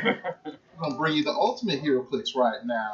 You are rocking with the ultimate and the best host there is. It is Rocktober semifinals. You know how we do this. It's, road Road to the Cup? Is that a thing anymore? Yeah, It's you could Rocktober. do that. It's Rocktober. Semifinals are October. This is semifinals. Round 3. We got a lovely mirror Y'all ready to universe rock? match Right. for you. This is like definitely mirrored. Phoenix Nest. Phoenix Nest Yeah. member. Same teams, right? Yeah, Yeah. same teams. It's Same team, Inception. Same teams. It's Inception, Team, baby. same teamception. Teamception. All There right. we go. We've So, got Austin Lytle, Austin Lytle, new recruit to Phoenix Nest. New Wes recruit. Griffin, OG OG. Phoenix Nest. And I'm joined in the booth here, David Gosselman Hey. and Edward Shelton. Correct. Brilliant. And Lane Miller's peeking his head in. What's going on, man? Not much. How are you? Very well. I What do you don't have need? the mic down, so they might not hear you. It's Mike's right here. Oh, State of the art setup. You see this, bro? that is He's one very of the advanced. most The legit- styrofoam cup. Innovative. The Innovative. straw. That actually. innovative. I'm making moves, man. All right, I'll let y'all be. All right. So of course, like Who is talking? I am talking. Lane, Your host, Lane will Soon come Woo in. An. Lane Miller peeked his head in. There we go. So though functionally, this is So, yeah, this is going to be interesting. David had a pretty good question. How do you approach this matchup? Right? So, like, in a mirror like this, where you're basically just, right, two X-Men squads being carried around by Lila Cheney's, what is your best strategy? I think. All right, so I only know the players. I know Wes is a lot more of an aggressive player than Austin is. If I'm Austin, I almost try to make Wes use that aggressiveness to his disadvantage. You know what I mean? Like, Yeah. Sure. come on across here where I You got overextend, reflexes and you yeah. don't have flurry. Okay. Or try to pop me with a Cyclops. Wait. Then let me come in and do some free attacks. If he crosses the map, he will have flurry. Right, so like you can sit at one spot where you have 50-50. reflexes and he doesn't have flurry. They don't. Right. But So then like, you're just sort of like squaring off, right? Where Right, That's but, like, it's it's the like same the- case for both teams. it's like I right? say the samurai duel, right? Yeah, They sure, both know yeah. each other's range. Who's going to be the one to make that move? They make a move. Yeah, All And right. since Wes is the more aggressive player, You force. he Maybe- is he going to be patient Force or is he patience. going to come after Austin?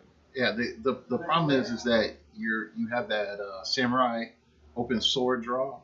Is if you do it and you fail to kill, Mm, you're dead. Yeah. yeah. Because you have like four Wolverines popping off on you. And I mean, like, you don't have to worry about Collins in this situation, but it still is. I said this to Wes before when it comes to the troublers, because Austin doesn't have troublers, so we just need to get. That's the only difference between the team.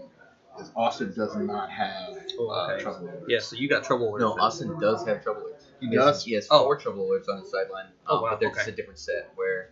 Oh, okay. Yeah, never Wes mind. has 2 firestorms and something else. Okay, and I Austin guess has he- like I saw Green Lantern, a couple others. I don't think that he has. Oh, okay, firestorms, never mind. yeah. Because when we talked before, he didn't have them.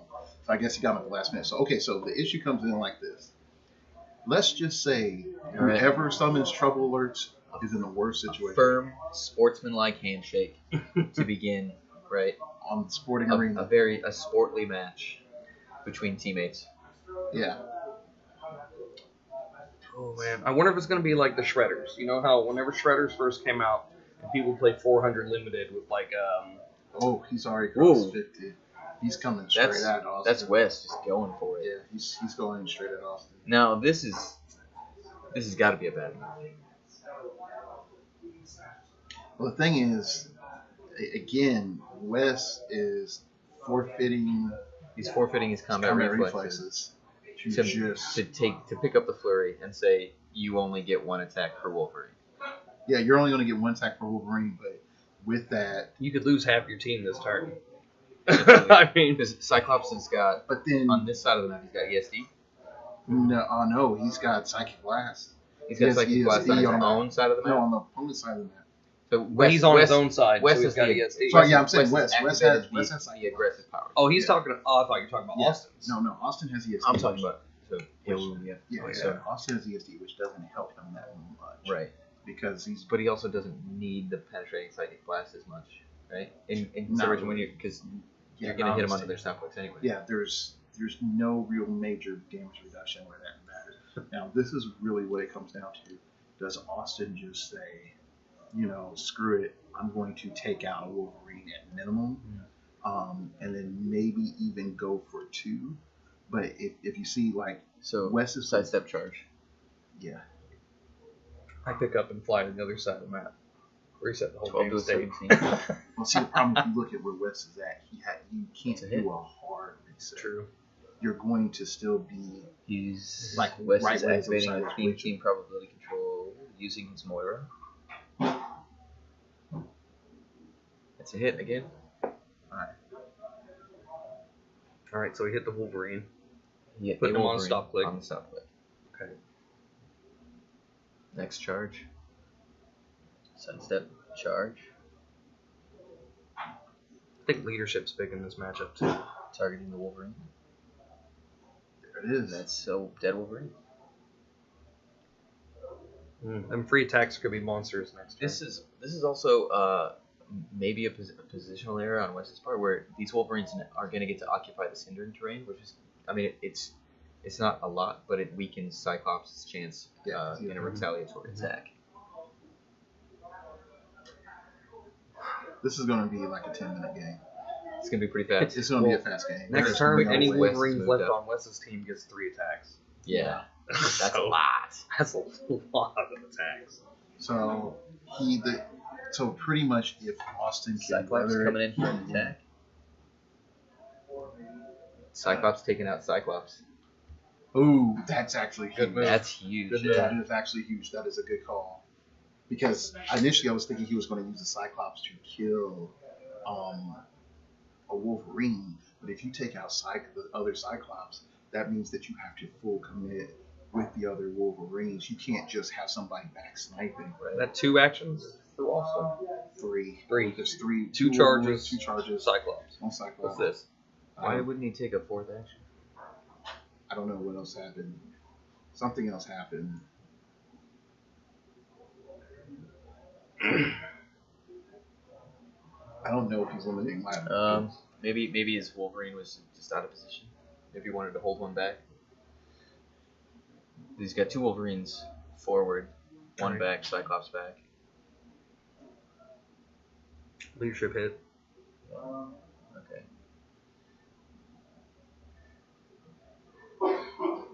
The last thing you really sort of want right now So if you're Austin.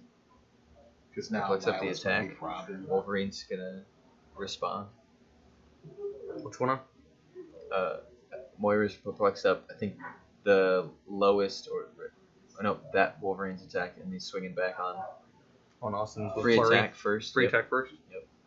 Is that Blade's one? Oh no, he's got 2 dice. I was about to say. Hits. Yep. Puts him on the stop play. Yeah, because if you're Austin, you can't afford to be defensive. Like you have to. You can't afford to use the perplexes or anything on defense. It's just not there. Breakaway sidestep. Yes. Missed that Wolverine misses breakaway. Okay. This Wolverine sidesteps in and free attack. Looks like a hit. It's theme team prob. That's a dead wolf. Ooh. I mean, what's Lila gonna do? You know? Why not use it? He takes a hit. Sidestep flurry on the other Wolverine.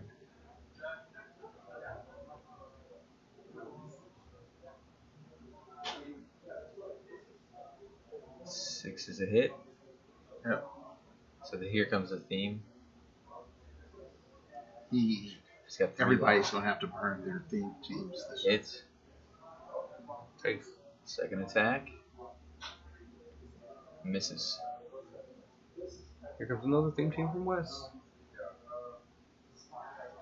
Yeah, I was saying he has, you called it but he has to because he needs to burn out. If he does not burn out those Wolverines, he's down. They too won't much. be there any longer if Yeah. he doesn't use them now. So it's a Wolverine and a Cyclops down on Wes's side. 2 Wolverines down on Austin's side now. So he has to And recount. he still has a charge flurry to operate with. Yep. I'm wondering where that 4th action that Austin needed went to. I don't know why he wouldn't have taken a 4th action.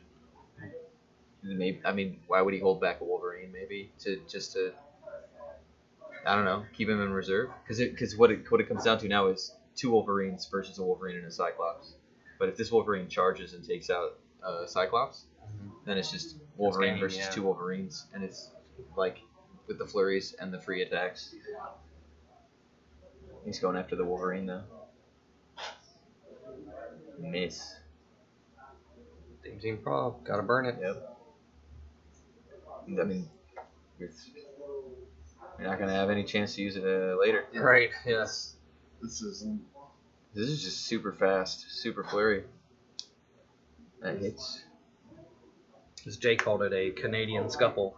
Team prop. I mean, Austin's under the same thing. Like, you gotta try to make him miss. Yeah. Chances are he doesn't.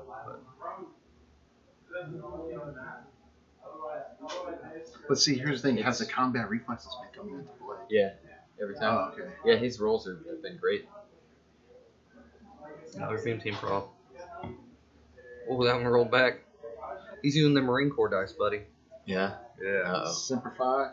Raw. This is all about do or die, and that's another hit. Starting to think about using my Marine Corps dice he gave me. Yeah, this it's over now. Wolverine's down. Yeah. He's got Cyclops left. He still has Cyclops left, but it's like Cyclops is going to give him a double tap on the Wolverine. It's going to take that down. But then you're just setting up the Wolverines just to throw. How many Wolverines will have? 2? 2. That's 6 attacks that Cyclops cannot go to unless you take everybody else in body for Cyclops. Right. And that's the only way that you come back and win this. And you then only take out 1 Wolverine. Hell, you don't even do that. You're going to be pushed. You're just going to shoot a Wolverine. Right. Well, he gets a run shot and a free attack. And a free attack. Yeah. So he can take body one block. Wolverine. No, after next time. Oh, yeah. Next Then he's got to clear. Then he's only going to get a retaliation attack. Lila repositioning. Because here's the thing. I'm not going to say this is a dick move. Wes has full ability at this stage, since he did take out so much stuff, to just back up, reset, and then go. Sure. The only issue is that he doesn't have the Cyclops. Like, if he took the Cyclops out, he had the full ability to just back up, reset, and then let's go again. But he went after the Wolverine. I think if he continues to reposition with Lila, he can play like the long game. Like, get that free attack, get everybody out of dodge. And again, Wes can do the same with Wolverine, but Wolverine kills Cyclops, whereas Cyclops got double tap Wolverine.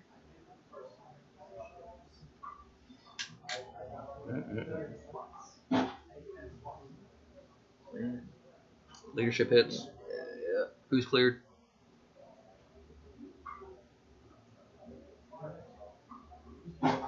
It comes off of Cyclops. There's nobody in position to take it off of Cyclops.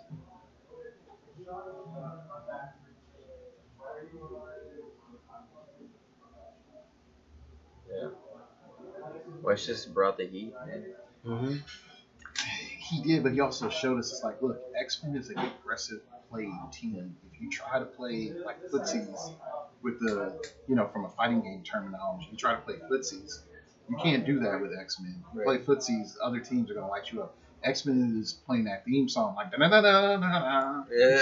They're ready to read that gong, except that's your head, That's how it's going. I equate it to like spray and pray. Like spray and pray. Like if you have a machine gun, Sure. Just load it with all the ammo you got and just light up a whole room with it. Somebody's getting hit. Once you cross over that center line, and you're rolling probable 3 attacks per Wolverine. Right. Yeah. Now, I mean, I imagine this goes the opposite way, almost to the exact point if Austin wins map and goes first. Sure. Right? Sure. He crosses the map. If Austin makes that same exact play, or better yet, he makes that, I'm at 50, I'm right there midfield. Right. You got to come up to me. Then Cyclops has become more in play. Right. Because then now Wes has every incentive to be like, all right, I'm gonna Uber Kamehameha blast with the Cyclops for 6. Yeah. But it's not gonna kill Wolverine. It's just gonna piss the Wolverine off, and then in comes the clowns. Charge, sidestep charge, flurry, free attack. Yeah. I think probably Wes was processing what you were saying like, look, if I stay midfield, all that's going to happen is this cat's not going to come to me, use Cyclops, and shoot me. and I'm gonna have to recover from that, and that's actions I don't want to use. Screw that. Right. Let me just set up and be like, I'm in position to charge. If you don't deal with me, you're dead. Right. And he's like, I'm gonna bleed, but you're gonna bleed too. But see, those are the types of fights Wes likes. Right. Exactly. Yeah. You know, he'll be smiling, lost 3 tooth. He's like, but you're down, and then Yeah. Well, I mean, that's what we said at the very beginning. Yeah. Wes is a very aggressive player, so like, shouldn't have been Last night surprised that he just I've crossed been hit it. before. Just got back up. yeah. What? He said it last night. He was saying something about I've been hit before. Just got back up. There you go. That's That Cyclops down. That Oh. is Wolverine damaged. Team prop. It's a Wolverine KO'd. boom. So Austin can reposition with Lila. Get out of there. Yeah. But the thing is if he does get out of there, like, Lila, I think Wes's Lila might be double token right now, so he can't But get with the X-Men, Wolverine the in for free leaderships. attack. leadership, like, yeah. The leaderships, man. The You just leaderships gotta will hope be he doesn't clutch. hit them. Right. That's what everybody's like. Oh, look at Is all it- these perplexes, all these props, all these attacks. And like 1, 2, 3, because that's Lila. So he repositioned the Moira, so he's got 3 chances at getting a token off of Lila to get But see, Wolverine in look, that he position. body protected Cyclops. Smart, Yeah. smart play. Yeah. And he's on that side of the map now, Yeah. so he's gonna be side blasting when he shoots. Well, it's not even side blasting when he shoots, it's that he's not going to be flirty. Oh, right, I understand that too. Yeah. That's a missed leadership. That's a successful leadership. Lila will be bringing Wolverine in. And that's for- what I say. Like, yes, the attacks are great, the props are great, reflexes are great, but the fact that you can never account for pacing against an X-Men team is huge because it's Yeah. like 1 minute you're like, okay, all these dudes are double tokened. On a normal team, you got time to breathe, time to make a strategy. X-Men, you clear half of them off potentially, Yeah. and there they are again. And Yeah. it's like, oh my god, I just like. And with the headmasters, Cyclops and Wolverine getting the free attacks too. Yeah, Yeah. see, here goes reposition for the Moira attacks. She's getting the bus ready. And then Wolverine's gonna get So a retaliatory attack. If yeah, he can get over there, right? and that's So going to be a dead Cyclops. He's gonna put him in a position. He's still on the To opposing side sidestep? of the map, so he. I He don't can know if he's sidestep. double token. He's not. No, Well, he's, he can't flurry with the free attack anyway. Well, yeah, I'm not saying. I'm saying I'm not sure if he's double token or not. He gets the free attack for sure. Oh, but he wouldn't be able to Oh, flurry. he's He's rolling just dice. carry. Sure. He's just So going he's after free attack Cyclops because if he hits, he kills Cyclops.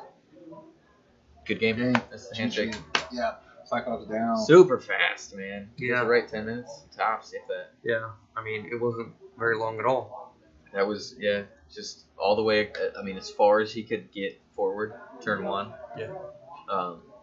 Takes his licks and then just Keeps on machine, trucking. like you said, machine guns him down. Just Yeah. flurry, free attack, flurry, free attack, flurry, free. You know, like But I think some people would also say it's like, how does this translate to a modern game? And I think the biggest thing is dropping, Moira, and you got ID cards, and this just still goes the same. Right. Like, just nothing changes. And people are like, Blackbird Woolly is Swarm is effective. superior. I'm like, Blackbird allows you, it's you playing footsies with X-Men. Yep. Because you're trying to build up, you're trying to be more of that Swiss Army knife against more matchups. But when you see double Lila Chain, understand that it's about to get real in the streets. Like, they're going to be laying hands, not in the biblical sense. Like, that's what's going on. It's also super hard to retaliate them because they have so much ability to get a call in off the map. Yeah. Because of just the leadership, the sidesteps, the positioning. I was playing a monster team in a WKO recently. Sure. Great team. Yeah. Is the same one that Ed plays, but a little, Okay. So, I just get like energy exploder or just shot. You shoot a Carnage, 16 defense. Take your call out off the map, phase away. right. Now you have a slow-paced team that can't catch up with Lila. It's ridiculous. I mean, you still have Professor X, Right. that you can easily put on this team, who you can't use his perplex on most of your people, but you could just perplex up Prime X, and it's just like, oh, I killed 3 Colossals. And now we got Broods. And now I have 3 Broods. Now I go and kill with some Wolverines. Now I have 3 more Broods or 2 more Broods or whatever else. Royal Hatchlings. Like, huh?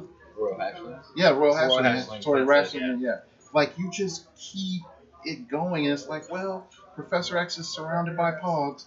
Have a good day. And now I move my Pogs sort of around, and I'm hiding behind them. So this is the fake army before you have to fight the real army. Yeah. Yeah. And just, yeah. Man. They always get them 4 actions. Because all the leadership. All the leadership. Like, you gotta kill 4 characters to get them down to 3 actions. Not being able to read the pacing of the team. Yeah. When they're going to be able to action based on what tokens are on them. It's like, that is huge. It is. It's just I think it's something that people don't think about until they're sitting there being like, all right, oh, wait. Yeah, like, oh, well, half these guys might still be coming after me next turn. And that's the one thing I will say is WizKids did a good job with Moira McTaggart. And I know a lot of people hate Moira McTaggart, but Moira McTaggart was the common that people needed to have in this game so that you can run X-Men. Let's just say you're not balling rich. And hell, people might think, well, Wes owns 5 Wolverines. No, he doesn't. He borrowed 2 from me. Okay, I just want to make that clear. He at least borrowed 2 from me, let alone what else he borrowed. But let's just say you're trying to be an exceptional individual. You're not on a team. Okay, you can still run Violet Chain, multiple Violet Chains. You can run other Cyclopses. You can run multiple Moira McTaggarts. You can run a whole host of the other X-Men. If you want a standard prob, you can run Dupe. If you're afraid about pick a power, you can run Prodigy. Like, there are tons of variations of this matchup. And I think everybody's like, well, the Wolverines come in murder. And I'm like, yes. And they have their point. But if you're also dealing with the future of the format and the future of the game, be on the lookout for Prodigy. Prodigy and Darwin are coming. Those 2 are coming because of Exospecs. Like, straight up. And then, be honest, with the X-Men team, you can start looking at other figures and using Exospecs. And I'm not saying they're a replacement for Cyclops, but what I am saying is it can be a little bit scary of some of the other X-Men characters you consider. Because, like, look, you can bring in a Magneto with Exospecs for 50 points, and that can do something. You can bring in, who else? You can now, using Exospecs, bring in either, not Prime Magneto, the normal Magneto from XXX, who has decent stats. Yeah. And now is the rare? Yeah, the rare. Like, now he's coming in with Psychic Blast there. He's coming in with Psychic Blast. He's coming in with Mind Control, right? Which is just spreading out formations, constructing formations, in a similar way that the Pimp Tank does. Right. And you add in that. You have characters that can use Energy Explosion. You can now have it set up where you're like, okay, well, my Cyclops is on this side of the field. I need that Psychic Blast now. Yeah. Boom, my Wolverine is on this side of the field. I need that flurry. Also, Main Force Green Arrow becomes popular. Yeah. Exospecs, Run Shot, and Hypersonic Speed when you're on turn 2 tokens. Right. That works too. Yeah. But I mean, like, there's just so many different things you can do. Like, it's gonna be good. I think that has been like this weekend's keyword, Exospecs. Yeah, that's my like problem. Everybody's been talking again about and again and again and again. And the more I've talked about it, like, the less frustrated I've gotten. You want me in here? Yeah, you need to with be with the fact that it's just like it's. I mean, I've heard it probably as many times as I've heard somebody say the word meta. You know, Right. like it is. So Pat hasn't been back here yet. Well, is Pat a fellow advocate of the don't use the word meta the way you're using it? Yes. Please Pat stop. What is it? High competitive? I think that's what Dan's trying to use it's now. competitive, right? A piece is competitive. The meta is the abstract game you're playing within the conditions of the tournament, right? The game is HeroClix. That's the vehicle. The abstract is of the meta is basically not losing, right? In the Swiss, it's more about not losing and scoring heavy points, right? With the idea that that's backing you up in case you lose. And then once you get to the single elim, it's literally just not losing. Winning by 1 point is all you have to win by. Right. But I also come back and how do you get the best build that does that? Meta slang, man. Slang. It's slang. That's how it gets around that. It's a colloquial term. It's slang. But yeah, like let's sort of go back with the X-Men in particular is why are they fierce? And even if we say with the Exospecs even more so, we're going to see the death of Goblin King because of that. Does the Exospecs make the X-Men team any better? Not in the way that it's played. Not in the way that it's played now. No. Now, how do you are you playing like a full point Cyclops or a different Cyclops and just having running shot access to running shot pulse wave? You can do a ton of different things. One of the biggest things that I see that you can run is Kid Gladiator. Now, I know some of you be like, whoa, he busted out Kid Gladiator, really? And I'm like, yeah, you can start playing around with Kid Gladiator and that full. And the reason I say that is now Exospecs allows him to use running shot instead of hypersonic speed up front. So, But then he doesn't have pulse wave up top. no, he doesn't. Yeah. He doesn't have pulse wave up top. But so, like, you look at this. Kid Gladiator is one thing that X-Men needs because Kid Gladiator comes in and says, hey guys, I have very good numbers at a very reasonable point. Yeah. And you combine me with some Moira McTaggarts and some Lila Chanos, and you're just backing me up. I will be Son Goku with God mode and one shot these fools. And that's something that a lot of people will say, like, oh, what are you going to do? I'm like, I'm going to hit you for 7. Right. And then they'll be like, oh, with the 13 attack. And then you're like, oh, gosh. Yeah. And then it's like, okay, well, I got all these Moiras and stuff. I'm going to take tokens. I have 3 to 4 rolls. And I have a Cyclops or I have a Wolverine. Like, the adaptions are there. In the way that, like, in Battle World Steel, the Regent just hits and hits and hits. You can turn Gladiator into a turret gun that doesn't ever stop. And let's just say you're like, oh, no, I'm not going to do that right now. You can come back and say, like, all right, well, I call in Professor X with my Cyclops. And now I'm going to run 2. Sure. You know, like, that's another option. Hey, Dave. Hey!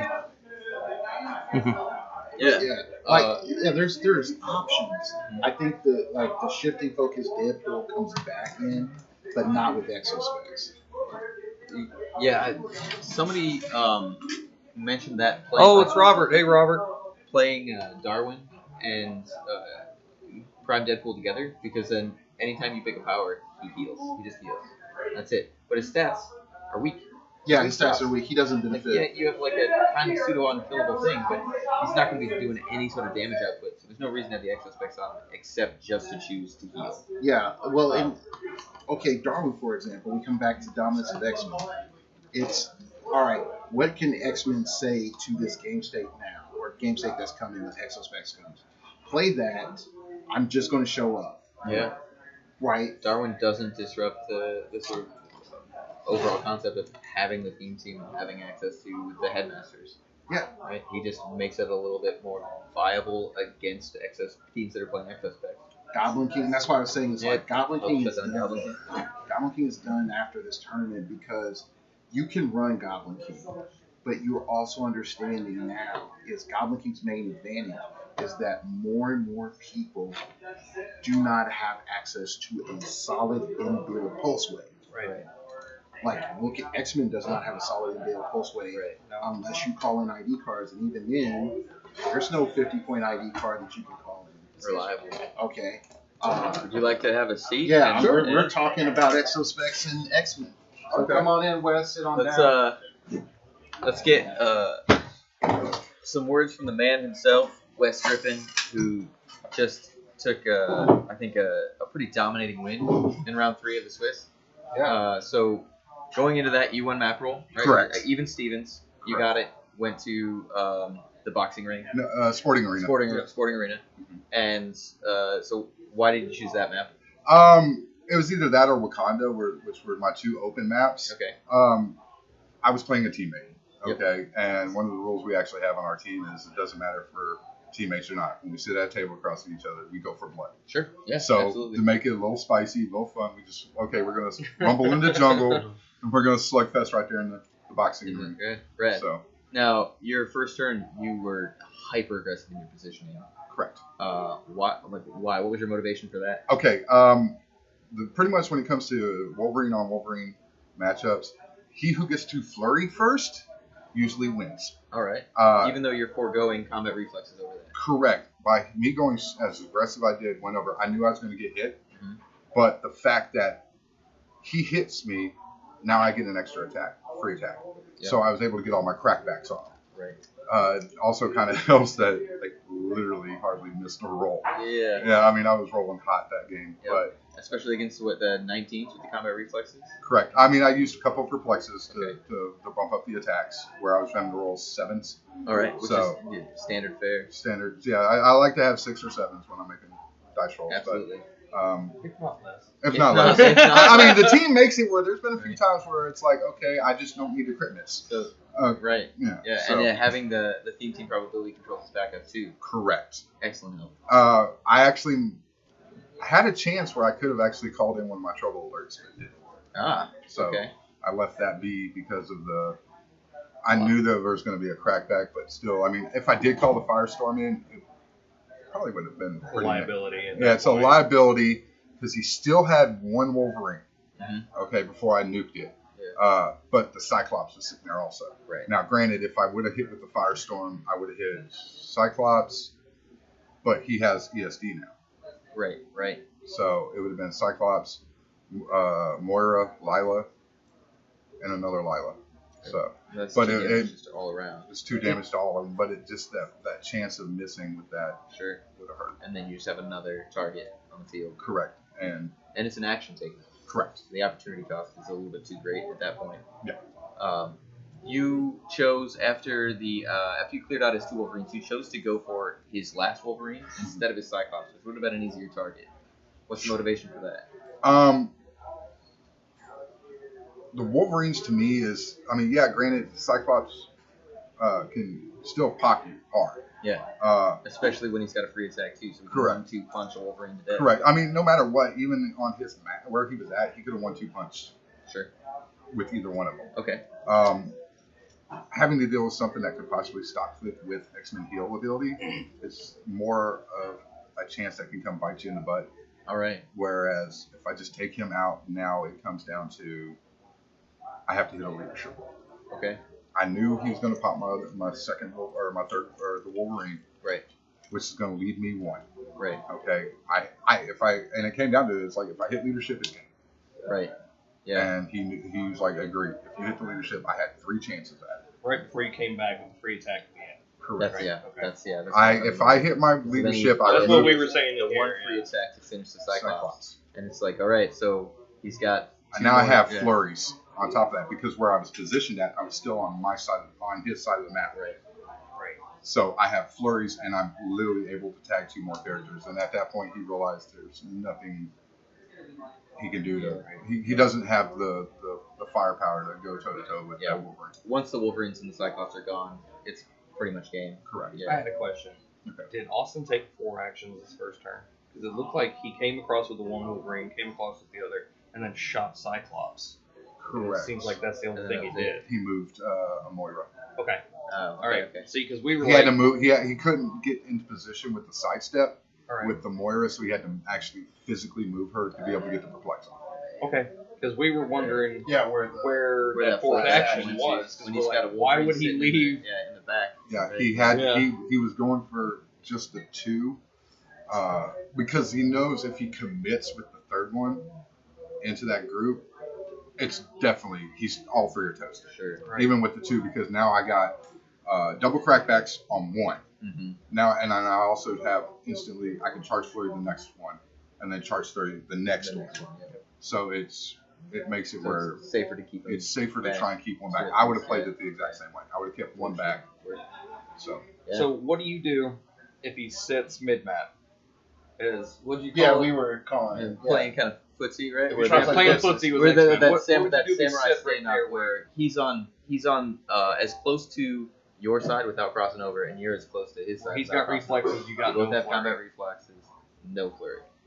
I sidestep in and flurry the fuck out of him. Just that's. I mean, if you're gonna play that cat and mouse game with me, Yeah. okay, I have so many perplexes. I don't care about your combat reflexes. All right. I really don't because if I legitimately have to, I will pump 3 perplexes into attack with 5 theme team props sitting there. Everybody being able to see what. But then doesn't it go the other way from what just happened? Because if you're the one pumping in, you get flurry first. No, because I come in. Wait, if you're doing the whole cat mouse thing. I'm saying there's You've already had. That's the thing. You've already had to move. Okay, so you've already committed yourself. At that point, now I can still do the exact same thing. hit you and still set up for the crackback to where I'm still on the up. That's where playing X-Men a lot actually gives you that where, okay, I can set up here and still be able to pop him here, even if you do the cat and mouse thing. It's kind of like the same way with when it came down to my first 2 matchups I played were against Goblin King. I played back-to-back Goblin Kings. First game, he had this one. The first one was playing Symbiote, and he put this. Which is the right call. He put the symbiote out 5 squares from the starting area like he was. And you got up on I was right. Literally, I ran so far up and literally surrounded that symbiote where he had 2 options. Either you come for the symbiote and you're going to get beat down, or you forget the symbiote and try and take a more measured approach. And now that's one less thing I got. You have to pick shape change. Right. Now, you're not just getting it. Right. The second, and it came down where he tried to run to my side of the map, and I just pinned him down. And even though I didn't have flurries, I was still, I mean, X-Men got like 4 attacks. They still got a crap ton of attacks. They still got perplex out the wazoo, probs for days. Yeah. So I mean, Yeah, and like you said, the leaderships, right? Where like oh god, yes. you can just keep attacking turn after turn after turn. and if you want to get really froggy, blades. Mm-hmm. I mean, I actually the second game I did blades a Goblin King. Goblin King because I knocked him to impervious. One of my Wolverines was down on his second click, which is exploit weakness. Yeah. And it was on my side of the map, so I didn't have to worry about. Right. So I was like, perplex. Make sure you get the hit. The damage will take care of itself. Yeah. At that point. Popped him and rolled blades and hit a 6. Yeah. So there you go. Boom. Dead. Yeah. So it was just that's the running one little joke that I was making with some of the when I played the same team at the Super 2 in Little Rock. Kind of like Gosselman here, I'm a huge wrestling fan. So one of my friends actually sent me a Braun Strowman shirt that just on it just said "Get these hands," and I wore it. I was like, "That's my team. Like claws on That's it. my team. Yeah, Just yeah. get these Snake hands. stick, bub. That's all. Get these hands, Yeah. and hopefully things go right on the rolls." Yeah. Um, Bad. That's just kind of the way you have to play it when you're running with 3 Wolverines. Yeah. Yeah. Yep. Excellent. Came real close to being 4. But the option of being able to do if I need to range Keep something, that range. Yeah. You gotta have a little. or if somebody wanted it to like try to bury or do like some kind, it gave me an out. You gotta salt bay that range. Yeah. If they try to do a barrier team or something, it's just like okay, I can shoot right through it. Yeah. All right. Yeah. Great. I love the team. Great game. Yeah. Excellent play. Yeah. Thank you. Very aggressive. Very confident. That's the only way I can play is aggressive. Yeah. Good job, Brian. Good game. I'd like to give you shout outs. Oh, we're giving some shout outs? Oh, no, just shout outs with him winning. So. Yeah. Yeah. All right. We'll take That's a it quick break. for this.